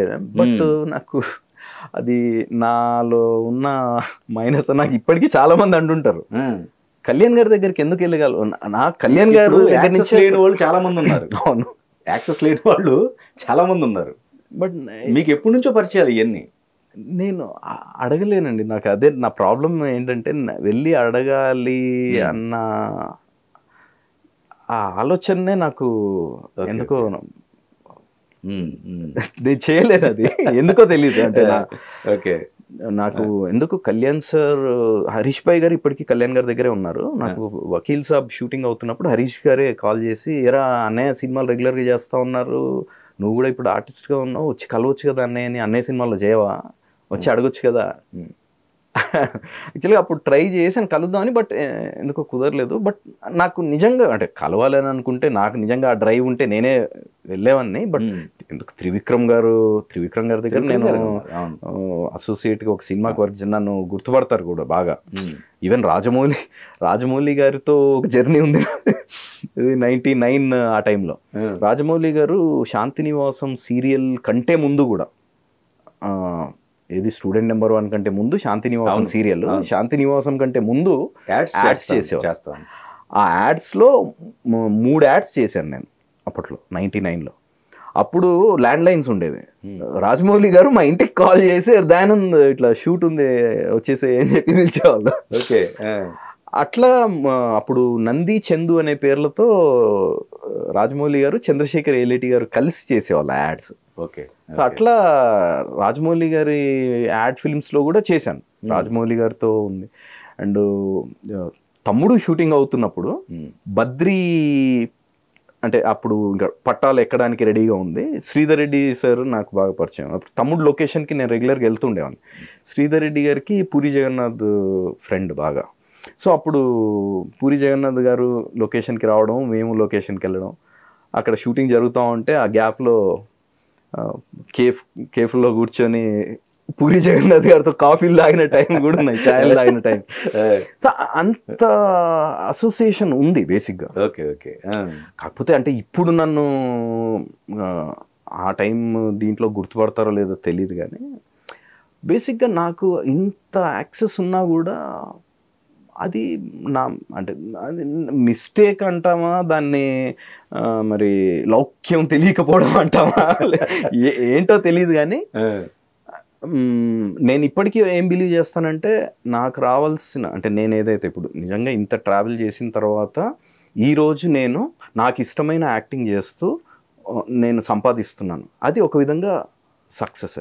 ఓకే, అవును. అంటే అసలు ఏమీ తెలియకుండా వచ్చి ఎవడో ఒక అనామకుడు వచ్చి ఈరోజు తన ఇష్టమైన పని చేసుకుంటూ లక్షల్లో సంపాదిస్తున్నాడు అని అంటే అది సక్సెసే. కరెక్ట్. కానీ ఇంకో యాంగిల్లో చూస్తే నేను ఒక 13-14 ఏళ్ళ వయసులో ఒక స్ట్రాంగ్ యాంబిషన్తో చాలా పెద్ద స్థాయికి వెళ్ళాలి అని చెప్పి ఒక ప్యాషన్తో వచ్చి ఇంతకాలం 29 సంవత్సరాలు ట్రావెల్ చేసి రకరకాలుగా సర్వైవ్ అవ్వడానికి, గ్రూప్ డాన్సర్గా, అసిస్టెంట్ డైరెక్టర్గా, డబ్బింగ్ ఆర్టిస్ట్గా, టీవీ సీరియల్స్, షార్ట్ ఫిలిమ్స్, సినిమాలు, చిన్న చిన్న క్యారెక్టర్లు, ఇలా రకరకాలుగా చేసుకుంటూ 29 సంవత్సరాలు ట్రావెల్ చేసిన తర్వాత ఈరోజు నేను ఏ స్థాయిలో నన్ను నేను ఊహించుకున్నానో దాంట్లో ఒక 10-20% కూడా అచీవ్ చేయలేకపోయాను అనేది నా ఫీలింగ్. Okay okay. అది మేబీ ఇలాంటివి కొన్ని చేయకపోవడం వల్ల కూడా, అంటే కలవడం, వెళ్ళి కలవడం, డెఫినెట్గా సర్కిల్ ఉండి కూడా యూటిలైజ్ చేసుకోకపోవడం కూడా. అంటే నేను ఎప్పుడు నాది ఎలా ఉంటుందంటే, నన్ను వచ్చి అడుగుతున్నప్పుడు మాత్రం నేను ఎప్పుడు కాదనకుండా చేసుకుంటూ వెళ్ళాను. అవి ఎప్పుడు ఏమొస్తాయి, చిన్న చిన్న క్యారెక్టర్స్, చిన్న బడ్జెట్ సినిమాలు, క్యారెక్టర్స్ మంచి వచ్చాయి. మీరు చెప్పినట్టుగా కొన్ని మంచి క్యారెక్టర్స్ పడ్డాయి, అవి చేశాను. బట్ అది నెక్స్ట్ లెవెల్కి వెళ్ళలేదు ఇప్పటివరకు. బట్ ఈ రోజుకి నా కాన్ఫిడెన్స్ ఏంటంటే, రేపు డెఫినెట్గా నాకు నేను అనుకున్న దాంట్లో చాలా పెద్ద టార్గెట్స్ పెట్టుకొని వచ్చాను. అందులో 50%, 60% అన్న రీచ్ అవుతాను డెఫినెట్గా అనేది మాత్రం ఉంది. బట్ ఇప్పటికీ ఇంకా మీరు చెప్పింది నేను ఇంకా ఓవర్కమ్ అవ్వాలి యాక్చువల్గా. ఏది ఇంత యాక్సెస్ ఉండి మనం ఎందుకు అంతే కదా వెళ్ళలేకపోతున్నాం అనేది మళ్ళీ ఒకసారి. ఇప్పుడు వేరే వాళ్ళకి డోర్ ఓపెన్ కావు కొన్ని. ఇప్పుడు మీకు యాక్సెస్ ఉన్నప్పుడు ఏమవుద్దంటే ఇమ్మీడియట్గా కొన్ని. యాక్చువల్గా మొన్న చాలా రీసెంట్గా పుష్ప డబ్బింగ్ జరుగుతూ ఉంది. పుష్ప డబ్బింగ్ జరుగుతున్నప్పుడు పైన RRRకి సంబంధించి, అదే అన్నపూర్ణ 7 acresలో డబ్బింగ్ థియేటర్, ఒక ఫస్ట్ ఫ్లోర్లో పుష్ప డబ్బింగ్ జరుగుతుంది. ఆ పైన RRRకి సంబంధించిన పోస్ట్ ప్రొడక్షన్ వర్క్ ఏదో జరుగుతుంది. రాజమౌళి గారు, చరణ్ గారు పైన ఉన్నారు. సో మేము కింద, నాది డబ్బింగ్ అయిపోయింది, ఇలా డోర్ దగ్గర వచ్చి బయట నిల్చో ఉన్నాను. రామ్ చరణ్ పైనుంచి అలా దిగుతూ ఉన్నారు. దిగుతూ నన్ను చూసి హే అని చెప్పి వచ్చి షేక్ హ్యాండ్ ఇచ్చి, ఎలా ఉన్నారు, మీరు డైరెక్షన్ చేశారని విన్నాను, వెరీ నైస్ అని చెప్పి నాకు షేక్ హ్యాండ్ ఇచ్చి, ఐ వాజ్ సర్ప్రైజ్డ్ అనమాట. అంటే యాక్చువల్గా నన్ను చూసి ఇగ్నోర్ చేసి వెళ్ళిపోవచ్చు, బట్ గుర్తుపెట్టి నాకు ఎప్పుడు చాలా గ్యాప్, ఎప్పుడో 16-17 ఏళ్ళ వయసులో. దాని తర్వాత ఒక్కసారి కళ్యాణ్ గారు రేణు గారి మ్యారేజ్ రోజు వచ్చారు. అప్పుడు ఒకసారి కలిశారు. అప్పటికి ఫస్ట్ సినిమా అయిపోయింది, చిరుత అయిపోయి హీరో అయిన తర్వాత ఒకసారి కలిశాను. దాని తర్వాత ఇదే మళ్ళీ కలవడం. Okay okay. అది గుర్తుపెట్టుకొని నన్ను పలకరించి షేక్ హ్యాండ్ ఇచ్చి గుడ్ లక్ అని చెప్పి వెళ్ళారు. అది రియల్లీ ఐ ఫెల్ట్. ఈవెన్ నాకు ఇప్పటికీ సాయిధరం తేజ్ కానీ, వైష్ణవ్ తేజ్, వీళ్ళెవ్వరు, చరణ్ బాబు గారు మంచి మెచ్యూరిటీ ఉంది కదా. నేనంటే అది ఆ రోజు నేను కదిలిపోయాను. అంటే బేసిక్గా స్టార్ అయిపోయారు కదా, మనమే అప్పుడు కలిసి ఆ స్టేజ్ వేరు, అప్పుడు వేరు. నాకు తెలిసి ఆ ప్లేస్లో వేరే ఎవరున్నా కూడా అంత ఆగి మాట్లాడి వెళ్ళేది ఉండదు అని నా ఫీలింగ్. అంటే నేనున్న స్థాయికి, ఇప్పుడున్న స్థాయికి ఇగ్నోర్ చేసి వెళ్ళిపోతారు. రాజమౌళి గారితో అప్పుడు ఫస్ట్లో మీకు ఆ రిలేషన్ ఉంది కదా? ఉంది. మరి తర్వాత ఒకసారి మీరు కంటిన్యూ విక్రమార్కుడు సినిమా, యాక్చువల్గా రాజమౌళి గారి ఇంకొక ఎపిసోడ్ ఉంది. జానీ అయిపోయింది, జానీ టైంలోనే అనుకుంటా స్టూడెంట్ నెంబర్ 1 చేశారు అక్కడ ఫస్ట్ సినిమా. అప్పుడు ఈ అన్నపూర్ణ 7 acres మాది డ్యాన్స్ క్లాస్ ఉండేది. నేను డ్యాన్స్ క్లాస్కి వచ్చి ఆ డ్యాన్స్ ప్రాక్టీస్ అంతా అయిపోయి అలా బయటికి వస్తే దాని ఎదురుగానే శాంతినివాసం సెట్ ఉండేది. ఆ సెట్కి వచ్చారు ఆ రోజు ఉదయం రాజమౌళి గారు. మళ్ళీ ఆ యాడ్ ఫిల్మ్స్ చేసిన తర్వాత అప్పుడే కలవడం. అప్పటికి స్టూడెంట్ నెంబర్ 1 రిలీజ్ అయ్యి హిట్ టాక్తో ఉంది. నేను వెళ్ళి కంగ్రాట్స్ చెప్పాను, కంగ్రాట్స్ సార్, జానీ గురించి చెప్పి జానీలో బాగా చేసావు అది అని చెప్పి ఆయన కూడా అప్రిషియేట్ చేశారు. ఇది అయిపోయింది. అయిపోయిన తర్వాత ఒకసారి నాకు గిరి అని ఇప్పుడు విలన్ క్యారెక్టర్స్ చేస్తుంటాడు, చిన్న చిన్న విలన్ క్యారెక్టర్స్ అవి చేస్తుంటాడు. తెలుగు యూనివర్సిటీలో నాకు జూనియర్ తను గిరి. ఓకే.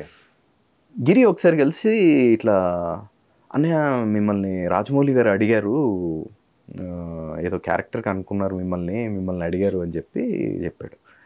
యాక్చువల్గా ఏం జరిగిందంటే మనోడు ఆడిషన్స్కి వెళ్ళాడంట సై సినిమాకి. ఆడిషన్స్కి వెళ్ళినప్పుడు ఇలా తెలుగు యూనివర్సిటీ అని చెప్పారంట. తెలుగు యూనివర్సిటీ అంటే మీకు దయానంద్ పరిచయమా అంటే తెలుసు అన్నాడు. అయితే నెంబర్ ఉందా అంటే నెంబర్ లేదు తన దగ్గర అప్పుడు. నెంబర్ లేదనేటప్పటికీ సరే ఒకవేళ కలిస్తే చెప్పు అని చెప్పినట్టున్నారు. తర్వాత ఎప్పుడో నాకు గిరి కలిసినప్పుడు చెప్పాడు. నేను అప్పుడు వెళ్తే అప్పటికే ఆడిషన్స్ అవి అయిపోయాయి అని చెప్పారు.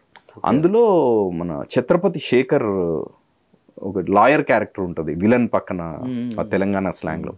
ఆ క్యారెక్టర్ యాక్చువల్గా నన్ను అనుకున్నారు. Okay okay. అది బహుశా అప్పుడు కలిసి ఉంటే మేబీ రాజమౌళి గారి ఆ సినిమాల్లో రాజీవ్ కనకాల గారు ఛత్రపతి శేఖర్ లాగా మేబీ నేను, ఎందుకంటే ఆ యాడ్ ఫిలిమ్స్లో రాజీవ్ కనకాల గారు, ఛత్రపతి శేఖర్ గారు, నేను ముగ్గురం చేసాము అప్పుడు first ad films. Okay okay. అప్పుడు మేము లొకేషన్లో కలుస్తుండేవాళ్ళం. అంటే ఆయన ఒక వేరే యాడ్లో, నేను వేరే యాడ్లో అలా చేసాము. ఓకే. రాజీవ్ కనకాల గారు అంటే ఆయన రాజమౌళి గారు చూడండి అప్పుడు చేసిన వాళ్ళు ఇద్దరు కూడా దాని తర్వాత ప్రతి సినిమాలోనూ వాళ్ళు రాజీవ్ కనకాల గారు కానీ శేఖర్ కానీ కంటిన్యూ అయ్యారు. మేబీ నేను కూడా ఆ టైంలో కలిసి ఉంటే అది ఆ ట్రాక్లో వెళ్ళేవాన్నేమో. సో టైం అండి, అదే అన్నట్టు నాకు ఎన్ని ఎక్స్పీరియన్సెస్ ఉన్నాయంటే ఇలాంటివి. సో బేసిక్గా ఇప్పుడు ఆల్మోస్ట్ నేను 50కి రీచ్ అవుతున్నాను. ఇండస్ట్రీకి వచ్చి 20 years అయింది, 30 years వస్తుంది. నేను ఇండస్ట్రీకి వచ్చినప్పుడు నా ఏజ్ 20. ఈ 30 years అంటే నెక్స్ట్ ఇయర్కి ఇండస్ట్రీలో 30 years, నాకు 50 years వస్తాయి.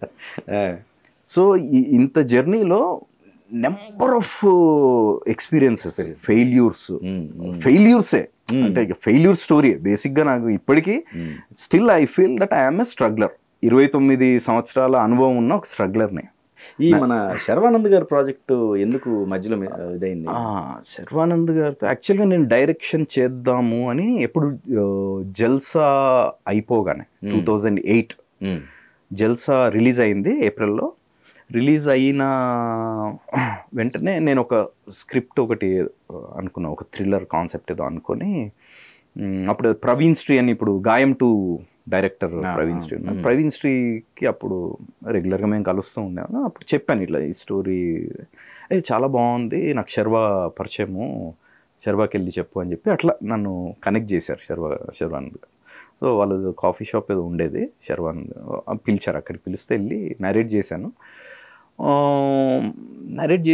దాంట్లో ఓవరాల్గా ఓకే అన్నారు. బట్ చిన్న చిన్న ఏవో డౌట్స్ ఉన్నాయి ఆయనకి. అది 2-3 సార్లు కలవడం జరిగింది ఆ ప్రాజెక్ట్కి సంబంధించి. బట్ దాని తర్వాత అంటే ఇప్పుడు ఒకటి నచ్చింది చేద్దామని అంటే అది వర్కౌట్ అయిపోతుంది, మనకు తెలిసిపోతుంది.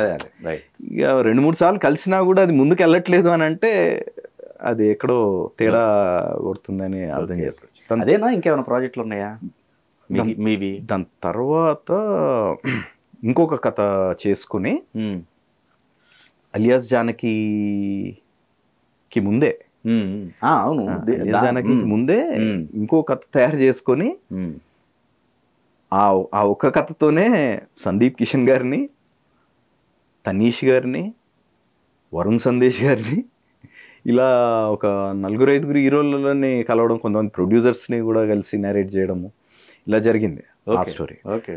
బట్ అది కూడా వర్కౌట్ అవ్వాలి. నేను కథ తయారు చేసుకుని వెళ్ళిన ఏది వర్కౌట్ అవ్వలేదండి. నేను డైరెక్టర్గా చేసిన ప్రయత్నాలు ఏవి వర్కౌట్ అవ్వలేదు. చేసిన 2 కూడా నాకు వాళ్ళ వైపు నుంచి డైరెక్షన్ చేయమని వచ్చినవే. 2 జానీ టైంలో మీరు 2 years స్క్రిప్ట్ చేశారు కదా, 2 years ఆల్మోస్ట్. అయితే దాంట్లో ఒకటి ఏం జరిగిందని అంటే, ఫస్ట్ ఒక సబ్జెక్ట్, వేరే సబ్జెక్ట్, అది ఇది కాదు ఫస్ట్ అనుకుంది, ఈ ట్రాక్ అనుకున్నది క్యాన్సర్ కి సంబంధించి, అది కాదు, అయ్యేం కాదు. ఫస్ట్ అనుకున్నది వేరే స్టోరీ.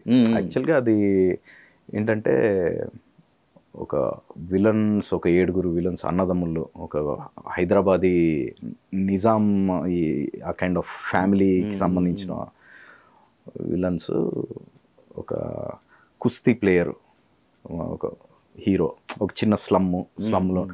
సో దాంట్లో ఏంటంటే ఫైనల్గా క్లైమాక్స్కి వచ్చేటప్పటికి వాళ్ళ మధ్య ఒక చిన్న వాగ్వివాదం, ఒక ల్యాండ్కి సంబంధించిన, వీళ్ళ స్లమ్ ల్యాండ్కి సంబంధించిన ఒక చిన్న వాగ్వివాదం ఇది జరిగి ఫైనల్గా వాళ్ళు అందరూ కుస్తీ ఫైటర్స్, వీళ్ళు ఏంటంటే స్లమ్లో ఉండే వీళ్ళు. సో వీళ్ళ మధ్య ఒక ఫైట్ జరిగి ఎవరు గెలిస్తే వాళ్ళకి ఆ ల్యాండ్ అనే కైండ్ ఆఫ్ దీంట్లో ప్రీ క్లైమాక్స్లోకి వచ్చి, ఆ క్లైమాక్స్లో హీరో ఎలా గెలిచాడు, వాళ్ళ ల్యాండ్ని ఎలా కాపాడుకున్నాడు అనేది బేసిక్ లైన్ అది. ఓకే. అదే టైంలో లగాన్ రిలీజ్ అయింది.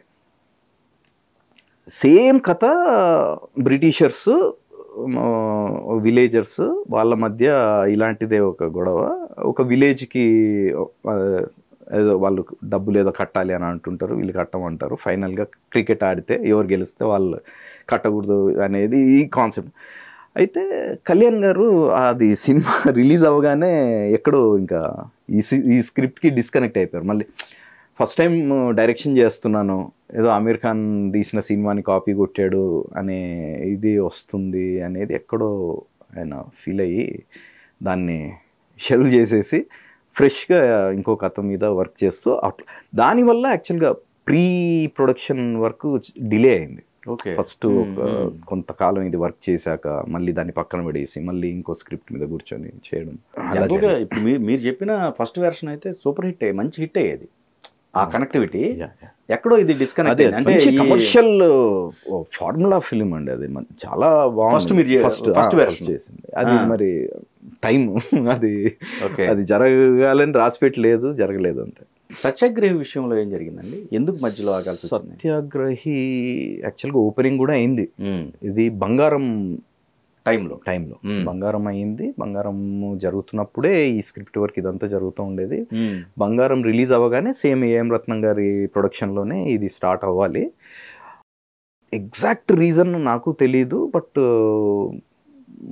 మేబీ బంగారం అనుకున్నట్లుగా పెద్ద సక్సెస్ అయి ఉంటే ఇది ఇమీడియట్గా ట్రాక్ ఎక్కేదేమో అనుకుంటున్నాను నేను. ఓకే. ఓకే. అది అనుకున్నట్టుగా కమర్షియల్గా అవ్వకపోవడం వల్ల ఇది ఆగిందేమో అనేది నా డౌట్. సెట్కి ఓన్లీ ఓపెనింగ్ వరకు ఉన్నారు. సత్యాగ్రహి ఓపెనింగే జరిగింది, ఓపెనింగ్ సినిమా స్టార్టే అవ్వలేదు. ఓకే. ఓకే. పేపర్ మీద కొంత వర్క్ చేసాం అంతే తప్పితే సినిమా దానికి కూడా అంటే అవుట్లైన్ ఒక కథలాగా ఏదో ఉండింది. ఆ డీటెయిలింగ్ అంతా వర్క్ చేసేవాళ్ళము. దానికి కొంచెం రీసెర్చ్ వర్క్ అదంతా కొంత చేసాము. బట్ అసలు ఆ ప్రాజెక్టు పొలిటికల్ ఎంట్రీ కోసమా? అంటే అప్పుడు యాక్చువల్గా పొలిటికల్గా తను వెళ్ళాలి అనేది చాలా ముందు నుంచే ఉందండి. అంటే కళ్యాణ్ గారు సినిమాలోకి రాకముందు నుంచే ఆయనకి అని చెప్పొచ్చు. అంటే నాకున్న పరిచయంలో ఓకే పొలిటికల్, అసలు నాకు పాలిటిక్స్ అంటే ఇంట్రెస్ట్ లేదు అని నేను అంటే రెగ్యులర్గా మాటల్లో అంటుంటాం కదా, నేను అన్నాను 2-3 సార్లు. తిట్టేవాళ్ళు, బుద్ధి లేదా అనడానికి. అంటే యూత్ పొలిటికల్గా కూడా ఆ అవేర్నెస్ ఉండాలి అనేది ఆయన స్ట్రాంగ్గా బిలీవ్ చేస్తారు. యంగ్ జనరేషన్ పాలిటిక్స్ ఇంట్రెస్ట్ లేదు అలా అంటే ఆయనకి డైజెస్ట్ అవ్వదు బేసిక్గా. నన్ను 2-3 సార్లు అలా అన్నారు కూడా. సో ఆయనకి ముందు నుంచి అందుకే అంటే ఆ సోషల్ అవేర్నెస్ కొంచెం ఇది ఆ సాంగ్స్లో అందుకే మనకు కనబడుతుంది ముందు నుంచి కూడా. బద్రీలో, ఐయామ్ అన్ ఇండియన్, ఏ మేరా జహా ఈ సాంగ్స్ ఈ దీని నుంచి వచ్చేవి అవన్నీ కూడా ముందు నుంచి అది ఉంది ఆ పొలిటికల్గా. నాకు లేకపోవడం వల్ల నేను ఎప్పుడైతే 2009లో అదే ప్రజారాజ్యం యువరాజ్యం అది స్టార్ట్ అయిందో అప్పటి నుంచి నేను కొంచెం ఆయనకి డిస్కనెక్ట్ అవ్వడం స్టార్ట్ అయింది. డిస్కనెక్ట్ అంటే నాకు ఎంత క్లోజ్గా ఉండేవాన్నంటే నేను ఇంకా నేను ఎక్కడికి వెళ్ళినా ఆయన ఎక్కడికి వెళ్ళినా దయానంద్ ఉండాలి అనే అంత క్లోజ్నెస్ ఉండేది. నాకు భయం అంటే ఈ పాలిటిక్స్ మీటింగ్స్ ఇవి వెళ్ళాలి, నేను సినిమాల్లో ఏదో సాధించాలి అనేది పిచ్చితో వచ్చాను నేను. అది నేను అంటే ఆ రూట్లో వెళ్ళిపోయానంటే ఎందుకంటే ఇంకా అక్కడ నో అని చెప్పడానికి ఉండదు. కొన్ని సందర్భాలు ఎలా ఉంటాయంటే మనం కళ్యాణ్ గారు అడిగితే అంటే బిగినింగ్లో ఓకే, బిగినింగ్లోనే చెప్పేసి మనం పక్కకు వచ్చేస్తే ఓకే, బట్ కొంత ట్రావెల్ చేసిన తర్వాత నేను నాకు ఇష్టం లేదు, నాకు కుదరట్లేదు అది చెప్పడం కరెక్ట్. నాకు అందుకే 2-3 సార్లు కూడా నేను ఏది కొమరంపులి ఎండింగ్లో ఇట్లా మా ఫ్రెండ్ ప్రాజెక్ట్ స్టార్ట్ అవుతుంది సార్, నేను వెళ్తున్నాను అండ్ నాకు డైరెక్షన్ ఛాన్స్ సిద్ధార్థ ఏది సర్దార్ గబ్బర్ సింగ్ అప్పుడు కూడా నాకు ఇలా వేరే అవకాశం వచ్చింది సార్, నేను వెళ్తున్నాను అంటే నేను క్లియర్గా ఉంటాను. నాకు ఏది ఉన్నా కూడా నాకు నచ్చట్లేదు, ఇది నేను చెయ్యలేను, నాకు అంటే మనస్ఫూర్తిగా నేను ఈ పని చేయలేను అని అంటే డైరెక్ట్గా చెప్పేసేవాడిని. ఓకే ఓకే ఇది నా వల్ల కాదు. నాకు ముందు నుంచి కూడా ఆయన అందుకే పర్సనల్గా నన్ను చాలా ఇష్టపడేది, ఎందుకంటే నా నేచరు చాలా క్లీన్గా ఉంటాడు. నేను ఎప్పుడూ ఆయన్ని వాడుకోలేదు, అంటే ఆయన పేరు చెప్పి పక్కన చాలా జరుగుతూ ఉంటాయి. నేను ఎప్పుడు అది ఆయనకి చాలా ఇష్టం. అందుకే నేనంటే పర్సనల్గా చాలామంది అడ్వాంటేజెస్ తీసుకుంటారు, ఆయన పేరు వాడుకొని అడ్వాంటేజ్ తీసుకుంటారు. నేను ఎప్పుడు చేయలేదు అది. అంటే అసలు నాకు లిటరల్గా నేను కొమరంపులి సినిమా చేస్తున్నప్పుడు ఆర్టిస్టులు వచ్చి సార్ నాకు కళ్యాణ్ గారు ఉన్న ఒక్క ఫ్రేమ్లో నన్ను పెట్టండి, నేను 50,000 ఇస్తాను, ఇలా డబ్బులు ఆఫర్ చేసేవాళ్ళు ఉంటాయి అవి. అవును, నేను నెవర్ డిడ్ దట్. అంటే అది చెయ్యాలని అనుకుంటే చేయాలనుకునేవాడు కోట్లు సంపాదించుకోవచ్చు అండి ఒక విధంగా. అంటే నిజంగా ఆయన పక్క నుండి ఆయనకు తెలియకుండా ఇలాంటివి చేయాలని అనుకుంటే చాలా సంపాదించుకోవచ్చు. బట్ అసలు నా ట్రాక్ అది కాదు. నాకు ఎంతసేపు నేను యాక్టర్గా నేను ఈ రోజుకి కూడా నేను 2017లో నాకు అవార్డు అనౌన్స్మెంట్ అయినప్పుడు, నంది అవార్డు అనౌన్స్మెంట్ అయినప్పుడు కలిశాను.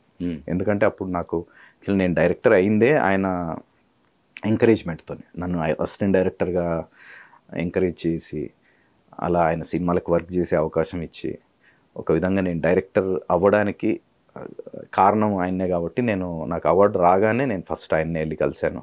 He was so happy.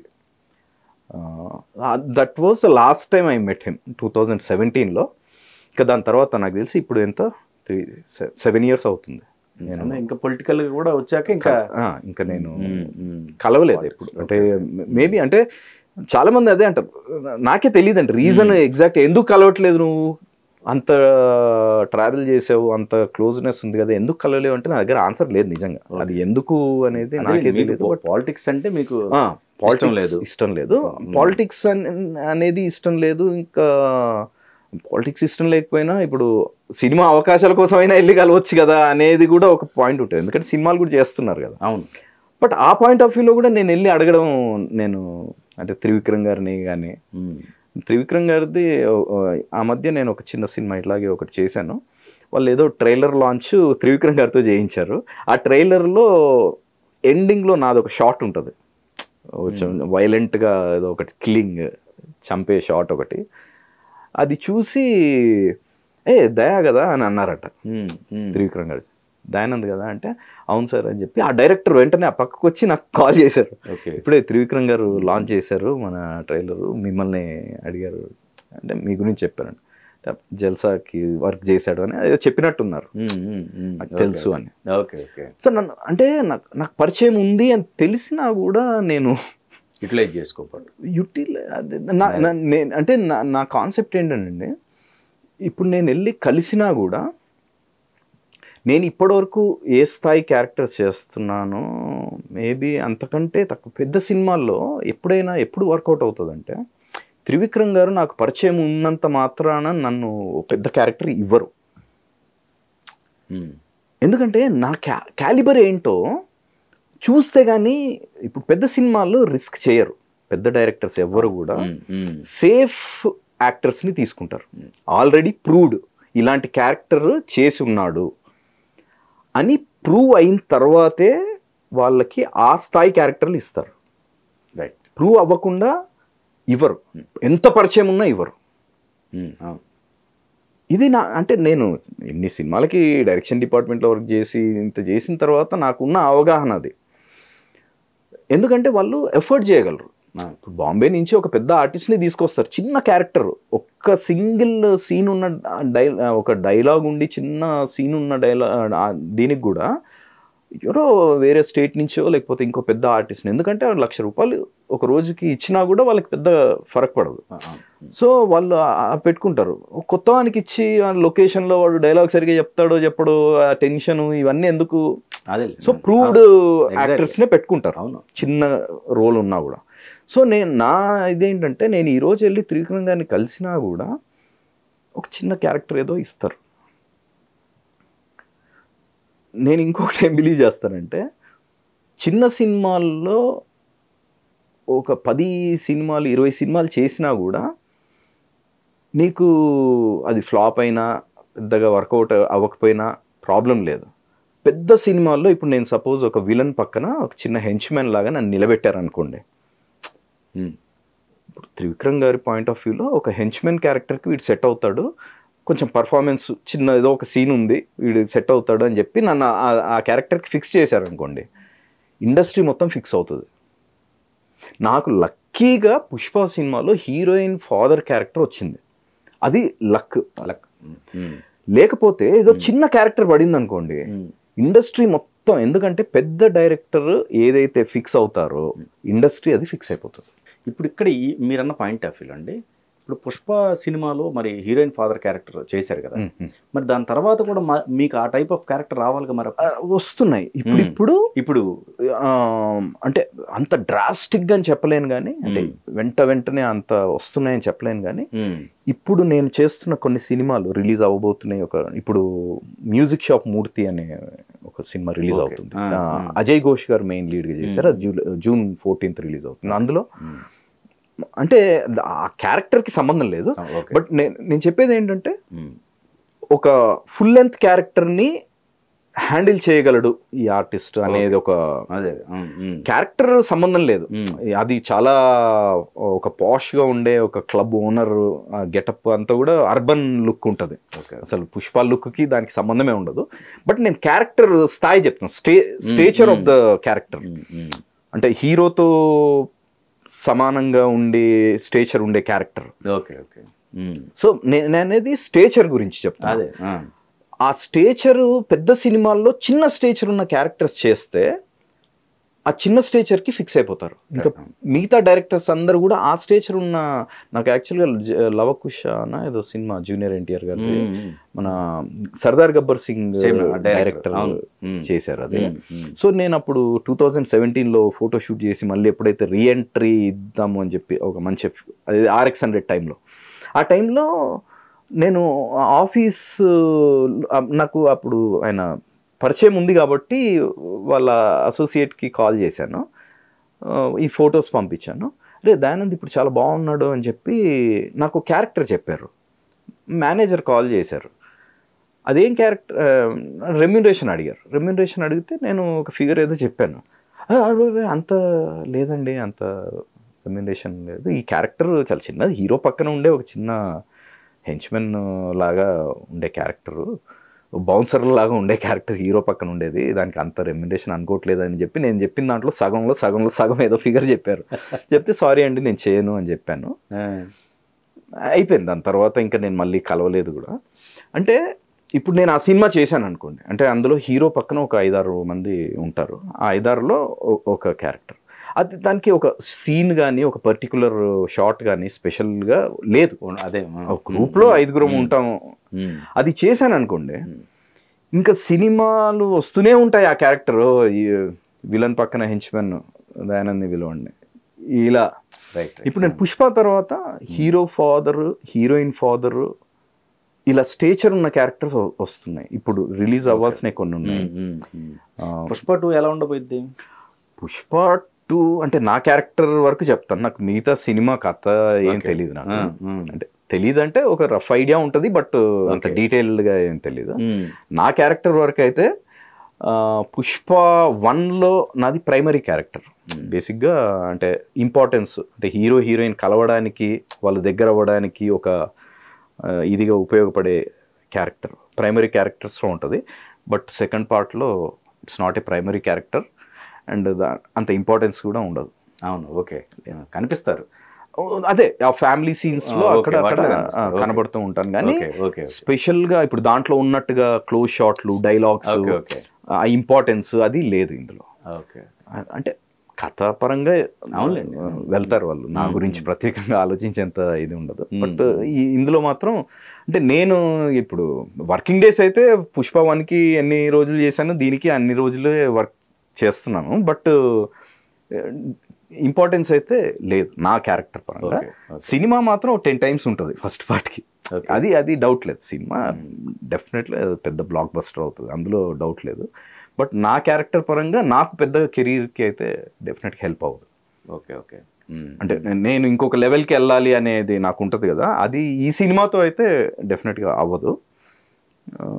వేరే ఉన్నాయి కొన్ని, బట్ అవి ఎంతవరకు రీచ్ అవుతుంది నా కెరీర్లో నాకు ఒకటి, నేను పెద్ద హీరోలతో పెద్ద బ్యానర్స్లో చేసిన సినిమాలు సక్సెస్ అవ్వకుండా అవ్వడం ఒకటైతే, చిన్న సినిమాల్లో మంచి ఎఫర్ట్ పెట్టి చాలా పెద్ద అంటే ఫుల్ లెంత్ క్యారెక్టర్స్ చాలా ఎఫర్ట్ పెట్టి చేసిన సినిమాలు జనాలకు రీచ్ అవ్వలేదు. అంటే రెండు రకాలుగా జరిగింది నాకు. కొన్ని సినిమాలు అంటే నేను లీడ్ క్యారెక్టర్ చేశాను, బంగారు పాదం అని 2014లో. ఇప్పుడు అది క్రిటికల్గా కూడా చాలామంది చూసి, ఇండస్ట్రీలో కొంతమంది చూసి వాళ్ళు ఇప్పటికే అడుగుతూ ఉంటారు అసలు ఆ సినిమాలో చాలా బాగా చేశారని. ఒక కుంటి వాడి క్యారెక్టర్, సినిమా మొత్తం 55 రోజులు ఇట్లా మొత్తం ఒక కాలు కట్టేసి ఒక సింగిల్ లెగ్ మీద.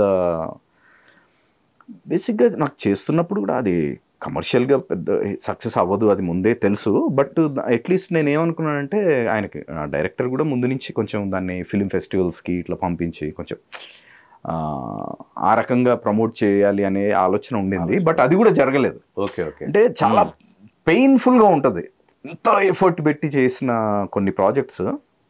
ఇప్పుడు లాస్ట్ ఇయర్ కూడా రాక్షస కావ్యం అని ఒక మూవీ చేశాను, అందులో నెగిటివ్ క్యారెక్టర్. చాలా పర్ఫార్మెన్స్ పరంగా అంటే నేను చేసిన వాటిల్లో one of the finest performances అని నాకు అనిపిస్తుంది. బట్ అది అసలు జనాలకి రీచ్ అవ్వలేదు. ఇప్పుడు ఆహాలో ఉంది, బట్ అది రీచ్ అవ్వలేదు. అట్లా కొన్ని సినిమాలు బాగా ఎఫర్ట్ పెట్టి చేసినవి. నా బ్యాడ్ లక్ ఏంటంటే, ఒక విధంగా అసలు ఈ స్థాయిలో ఉన్నానంటే అది లక్కీయే, బట్ నేను అనుకున్న స్థాయిలో లేకపోవడం అనేది, అంటే ఇలాంటివి జరిగి చాలా ఎఫర్ట్ పెట్టిన సినిమాలు జనాలకి రీచ్ అవ్వక, నా క్యాలిబర్ ఏంటో చాలామందికి తెలియక, ఇప్పుడు ఇండస్ట్రీలో చాలామంది డైరెక్టర్స్కి నన్ను చూస్తే గుర్తుపడతారేమో కానీ నా పేరు కూడా తెలిసి ఉండదు చాలామందికి. అంటే ఇన్నేళ్ళ జర్నీ తర్వాత ఇంకా ఆ స్టేజ్లో ఉండడం అనేది నాకు ఒక విధంగా చాలా పెయిన్ఫుల్గా ఉంటుంది. బట్ ఒకటేంటంటే, ఇంకా అయిపోలేదు స్టోరీ. బట్ స్టిల్ నేను ఈ రోజుకి రోజు 2 hours జిమ్లో వర్కౌట్ చేస్తాను.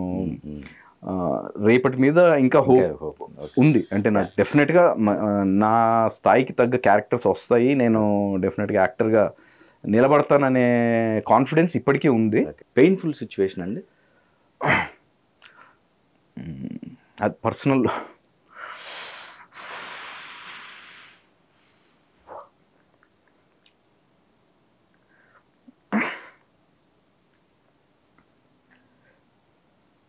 చాలా ఎమోషనల్.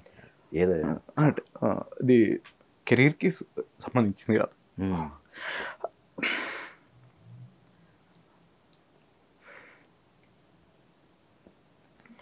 రీసెంట్గా నా భార్య చనిపోయిందండి. Most painful.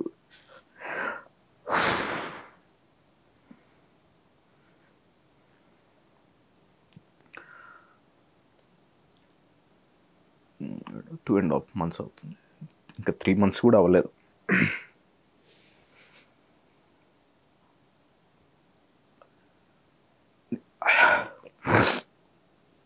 అంటే నేను నన్ను సక్సెస్ఫుల్ పొజిషన్లో చూడాలని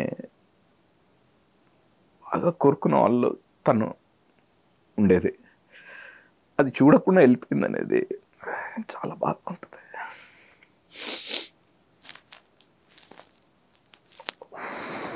ఎలా న్యాచురల్ డెత్ అండి? ఎలా? తను బాత్రూంలో పడిపోయి చెప్పారు. అయ్యో.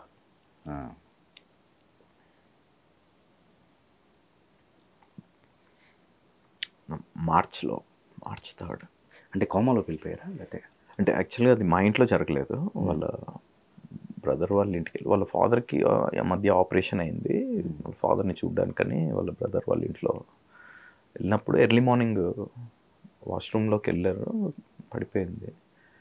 అప్పటికి వీళ్ళు చూసి హాస్పిటల్కి నాకు ఫోన్ చేశారు, నేను బయలుదేరి వచ్చాను మా ఇంటి నుంచి.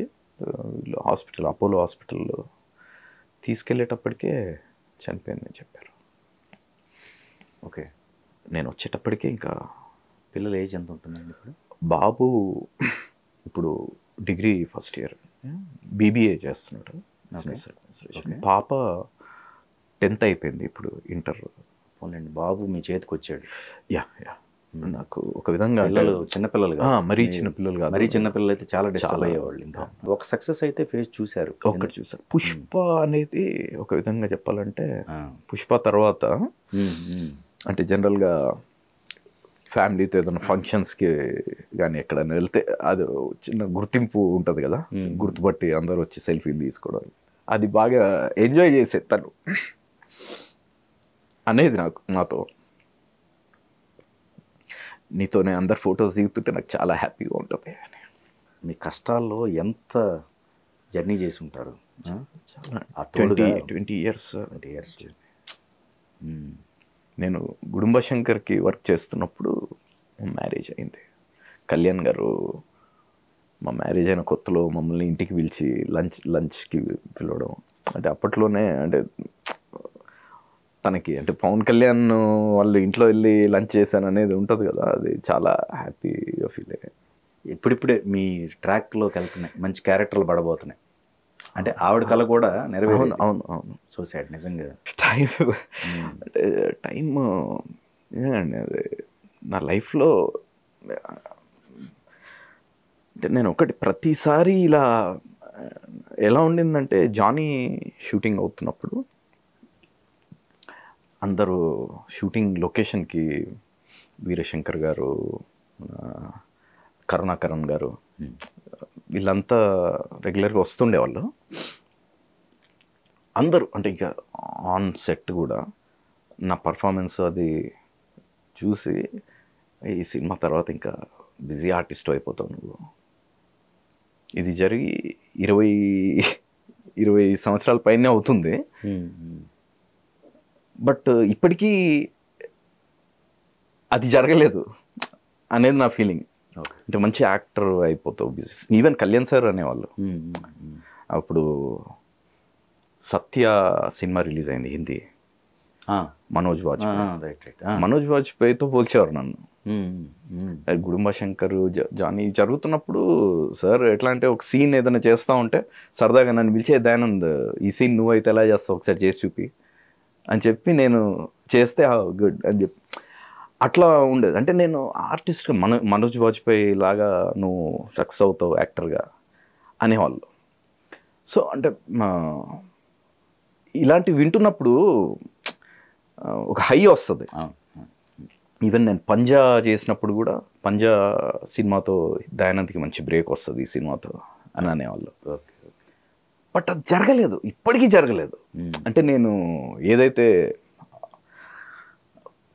29 years నుంచి ఆ కసి, ఆ ప్యాషన్ ఒక రోజు చూడాలి అని అనుకుంటున్నాను, అది ఇంకా జరగలేదు నా లైఫ్లో. ఆ మ్యాజిక్ ఎప్పుడు జరుగుతుందా అనేది, జరుగుతుందో లేదో కూడా తెలియదు. బట్ నేనైతే అది దానికోసం ప్రతి క్షణం ఇంకా పోరాడుతూనే ఉంటాను. అది ఎప్పటికీ వస్తుందా రాదా తెలీదు, but one day I reach అనేది నా హోప్. ఆ హోప్తోనే నేను డెఫినెట్గా వచ్చుద్దండి. మీకు ఇప్పుడు మంచి క్యారెక్టర్లు పడుతున్నాయి. నాకు అదే అంటే నేను ఐ నో వాట్ ఐఎమ్ అండి. అంటే నేను ఇప్పుడు ఇంత పిచ్చి బేసిక్గా 30 సంవత్సరాలు is not a short time. 29 సంవత్సరాలు ఒక పిచ్చితోని ఒకటి సాధించాలి అనేది ఆ ట్రావెల్ నా మీద నాకు ఎంత నమ్మకం ఉంటే ఇంత ట్రావెల్ చేస్తాను. ఎగ్జాక్ట్లీ. నేను చెప్తున్నాను కదా, యాక్టర్గా ఒక 30 ఇయర్స్ నా ఫిజికల్ అపియరెన్స్ వల్ల నేను ఒక 30 ఇయర్స్ నుంచి 80 ఇయర్స్ వరకు ఏజ్, ఒక బెగ్గర్ క్యారెక్టర్ నుంచి ఒక మల్టీ మిలియనియర్ క్యారెక్టర్ వరకు, ఒక సాఫ్ట్ నేచర్ ఉన్న క్యారెక్టర్ దగ్గర నుంచి ఒక రూత్లెస్ కిల్లర్ క్యారెక్టర్ వరకు, ఇలా మీరు ఎన్ని రకాలుగా అయినా నేను చాలా కన్విన్సింగ్గా పోర్ట్రే చేయగలను. దాంట్లో అంటే నేను పోర్ట్రే చేయగలిగే నా క్యాలిబర్లో 10 to 20% కూడా ఇంకా నేను ప్రజెంట్ అంటే చేసుకోలేకపోయాను అనొచ్చా, నన్ను వాడుకోలేదు అనొచ్చా, లైక్ నాకు అవకాశాలు రాలేదు అనొచ్చా. అది ఎలా వస్తుంది, ఏంటి, ఏం మ్యాజిక్ జరుగుతుంది ఇంకా తెలీదు. బట్ ఆ హోప్తోనే వెళ్తున్నాను. ఏదో ఒక రోజు జరుగుతుంది. కొన్ని ఉన్నాయండి, 2-3 ప్రాజెక్ట్స్ ఇప్పుడు నేను చేసిన వాటిల్లో కూడా ఉన్నాయి. అది ఎంతవరకు, అదే నేను చెప్తున్నాను కదా, నేను నాకున్న ఎక్స్పీరియన్సెస్తో, పాత ఎక్స్పీరియన్సెస్తో ఎవరన్నా ఈ సినిమాతో నీకు బ్రేక్ వచ్చేస్తుంది అని అంటే నేను నవ్వుకుంటాను. ఇది చాలా చూశాను జానీ, అప్పటి నుంచి చూస్తున్నాను. ప్రతి సినిమాకి ఇప్పుడు నేను యాక్టర్గా చేసిన సినిమాలకు కానీ, నేను డైరెక్షన్ చేసిన సినిమాలకు కానీ, అలియాస్ జానకి కూడా సినిమా ఫస్ట్ కాపీ చూసిన తర్వాత ఇది పెద్ద హిట్ అవుతుంది కమర్షియల్గా, డైరెక్టర్గా నిలిచిపోతాను. ఈవెన్ సిద్ధార్థ సినిమా కూడా అంటే ఫస్ట్ ఒక టీంలో ఒక ఉంటుంది కదా, పాజిటివ్ వైబ్. మన ఎస్ గోపాల్ రెడ్డి గారు, నేను చేసిన సినిమా 107వ సినిమానో 108 శివ లాంటి సినిమాకి డిఓపిగా చేసిన ఎస్ గోపాల్ రెడ్డి గారు చేశారు సిద్ధార్థకి. ఆయన దయానంద్ టాప్ 10 డైరెక్టర్స్లోకి వెళ్ళిపోతాడు. చాలా మంచి నాలెడ్జ్ ఉంది, మంచి విషయం ఉంది, చాలా డిసిప్లిన్డ్గా ఉంటాడు అని అనేవాళ్ళు. ఇవన్నీ వింటున్నప్పుడు అంటే ఆ స్థాయి ఉంది మనకి అనేది ఒక బిలీఫ్ ఏర్పడుతూ ఉంటుంది. బట్ ఆ బిలీఫ్ ఎప్పటికీ నిజం కావట్లేదు, ఏంటి, ఎందుకు ఇలా జరుగుతుంది అనేది ఒకటి ఉంటుంది కదా, అది బ్యాక్ ఆఫ్ మైండ్. టైము అది ఖచ్చితంగా మీకు నెక్స్ట్ అప్కమింగ్ ప్రాజెక్టులు మంచి పడాలని, మంచి సక్సెస్ కావాలని చెప్పేసి, మంచి మీరు అనుకున్న డ్రీమ్ ఇప్పుడు 10% ఉంది, 90% కూడా అచీవ్ చేయాలని చెప్పేసి మనస్ఫూర్తిగా కోరుకుంటున్నాను. థ్యాంక్ యూ సో మచ్ అండి. థ్యాంక్ యూ అంజీ గారు.